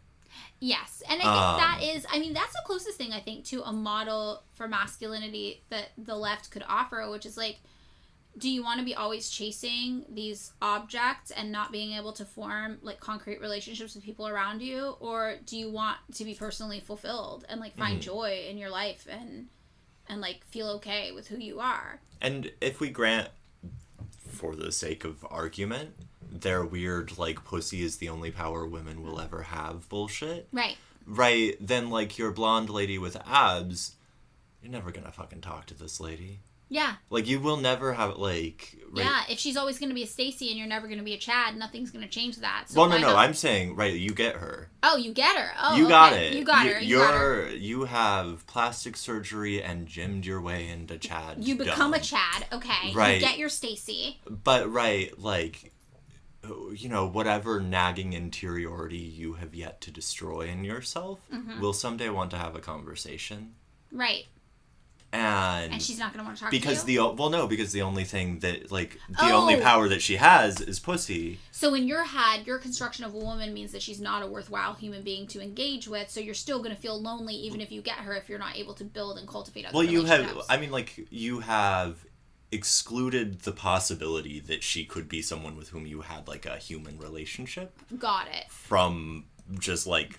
you know, from the world. She's objectified, yeah. That's but, like, the meaning fully, of objectified. Yeah. She's an accessory. You know, she's on your leg. She's the woman on the leg. You're Conan the Barbarian. She's the woman on the leg. No, it's true. I mean, the thing I did have in here that Bell Hooks said, which was interesting and, like, cheesy, but, like, interesting, is, do we solve the issue just with love? Which sounds stupid, but... Bell Hooks says, to create loving men, we must love males. Loving maleness is different from praising and rewarding males for living up to sexist-defined notions of male identity. Caring about men because of what they do for us is not the same as loving males for simply being. If women and girls in patriarchal culture are taught to see every male, including the males with whom we are intimate, as potential rapists and murderers, then we cannot offer them our trust, and without trust there is no love. So then the question becomes, how do you truly love your oppressors, and are we expected to save men from masculinity with just our love alone, right? And Hooks does acknowledge, like, men do oppress women. People are hurt by rigid sexist role patterns. These two realities coexist. Male oppression of women cannot be excused by the recognition that there are ways men are hurt by rigid sexist roles. Feminist activity should acknowledge that hurt and should work to change it. It exists. It does not erase or lessen male responsibility for supporting and perpetuating their power under patriarchy to exploit and oppress women in a manner far more grievous than the serious psychological stress and emotional pain caused by male conformity to the rigid sexist role patterns. But what does this actually mean, though? And, like, is it enough? Like, is it enough that someone is just like, yes, I acknowledge that you are harming others and the patterns you're engaging in are harmful, but, like, I love you just the same. And it does tie into the non-carceral thinking. And the thing I think about when I was on, like, my journey to work on my own toxic masculinity traits, right, is that I had an experience with somebody who, like, I feel like really saw me as a person. And I literally met somebody when I was 22 years old who sat me down and said, like, hey, I see that you're really aggressive. I see that you're really defensive. I see that you're always in fight mode. Fight or flight is always activated and you're choosing fight. And I, like, hope you know that I get that you're like this because it's a survival thing. It makes you feel powerful. It makes you feel strong. And, like, I hope you know that I see that. And one day it would be cool if you felt safe enough with me where you didn't have to act that way. And just having somebody, like, approach that, one, call me out on my bullshit, because I always thought I was tough and strong. And for someone to be like, no, I see you're doing this because you're afraid, and it makes you feel strong enough to keep on fighting another day. And to be like, I am okay with that, and I'm going to sit here until the real you comes out. And I hope one day you feel safe enough to share the real you with me, because I know that this is an affect, this is survival mode, this is how you think you're supposed to make it through the world. All of that, like, fucking floored me. Like, I wasn't prepared to hear that from anybody. I hadn't even acknowledged at that point in my life really fully how much of my personality was a reaction to feeling powerless. Yeah.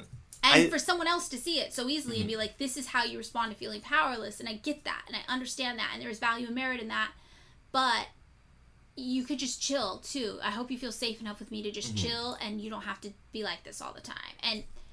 And, you know, that is what helped me. And, like, when I met my own boyfriend, he had a lot of, this was 8 years ago, he had a lot of the same patterns that I saw in myself all those years ago. And I had the same conversation with him. I was like, someone helped me with this. I'm going to help you. Like, is it fun for you to always be fighting? For you to always be angry? For you to always be defensive? For you to have to be so fucking aggressive all the time? This is fun for you. And he was like, no, it's not. And I was like, okay, I'm going to work with you on this, on how to not have to be this person because someone helped me.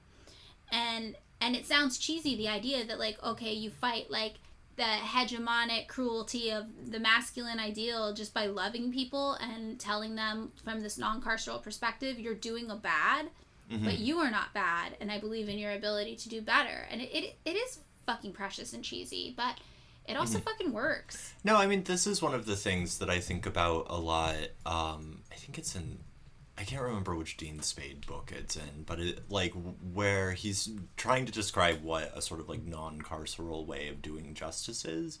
And it's sort of like looking at not just like the material needs, but the material needs are fucking big. Yeah. But also the sort of like psychological needs and the like pain standing under or standing behind someone doing something really bad as like sort of necessary to deal with, and why any sort of attempt to address kind of like personal or individual wrongs has to be thought of in structural terms, which is the thing that whenever I see masculinity tackled as a topic online or in like sort of like, let's call it meme think piece for Yeah.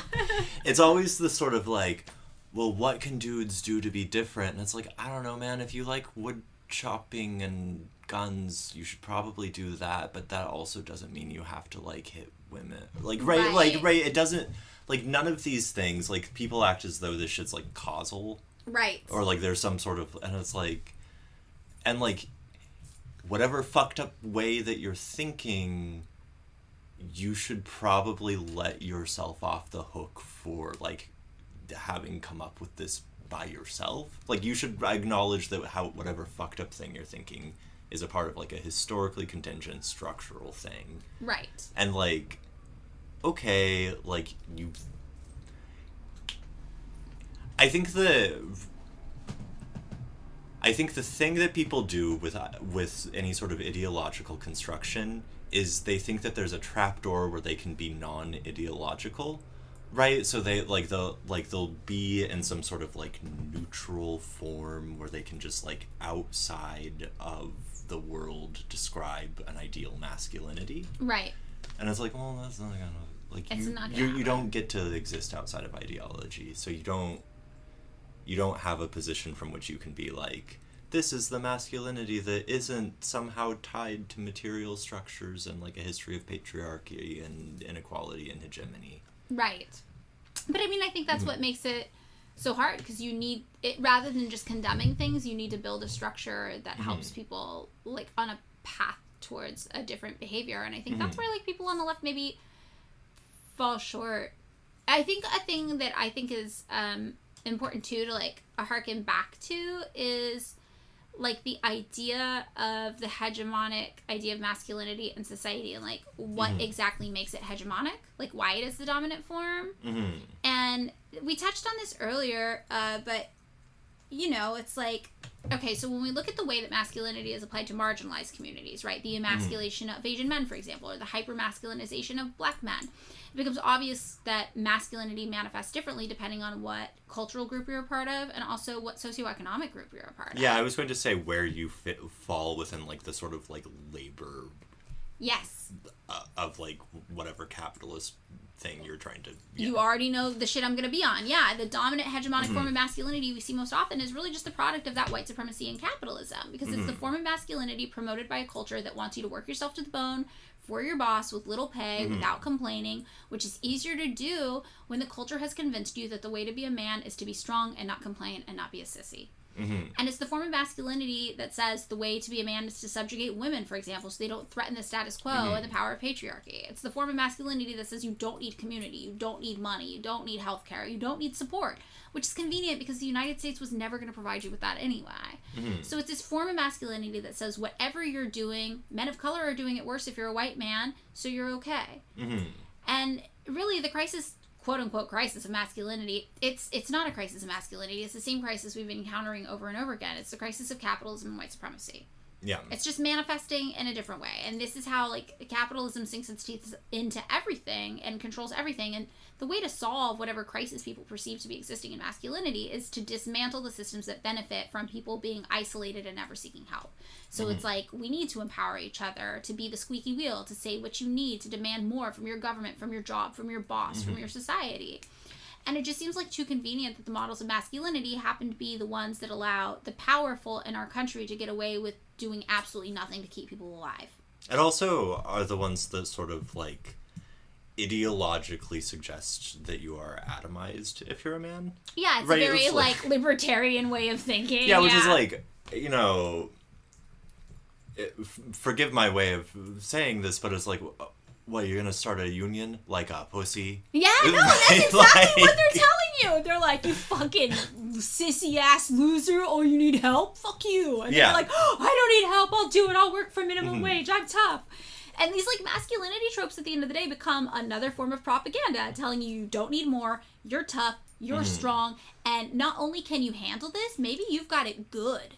But maybe you don't need to be like those European fancy life of luxury people. I mean, European from the 1800s definition that we talked about earlier. I will say, when it comes to the sort of, like, race aspect, it is always, or it's often noticeable to me that, like, as a white dude, the failure to perform my masculinity is also sort of like a failure to perform whiteness in these very funny ways that I'm always sort of like, oh, that's kind of...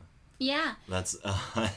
Yeah, I mean, it is interesting, but it's like I think, like, my final thought about masculinity is just that the country we live in is a bootstrap country, right? You don't need a social safety net. Pull yourself up by the bootstraps, and if you can't, it's because you're a fucking loser and you don't deserve to live anyway. So the idea of masculinity ties along with that, and it just says, like, you're a man, damn it, you can handle anything, and that includes being underpaid at your shitty job and living a subpar life off of unnutritious foods that we pumped full of bullshit and sold to you, even though we think they're not edible, maybe, and not good for you. You know, in Europe, these ingredients are illegal. But here, you eat them because you're strong enough and you don't care. And you never see a doctor because you don't need a doctor. Who needs a doctor? These people with their free healthcare, like, what are these fucking weak-ass losers? And this is what you do. You perform masculinity, but also you perform Americanism.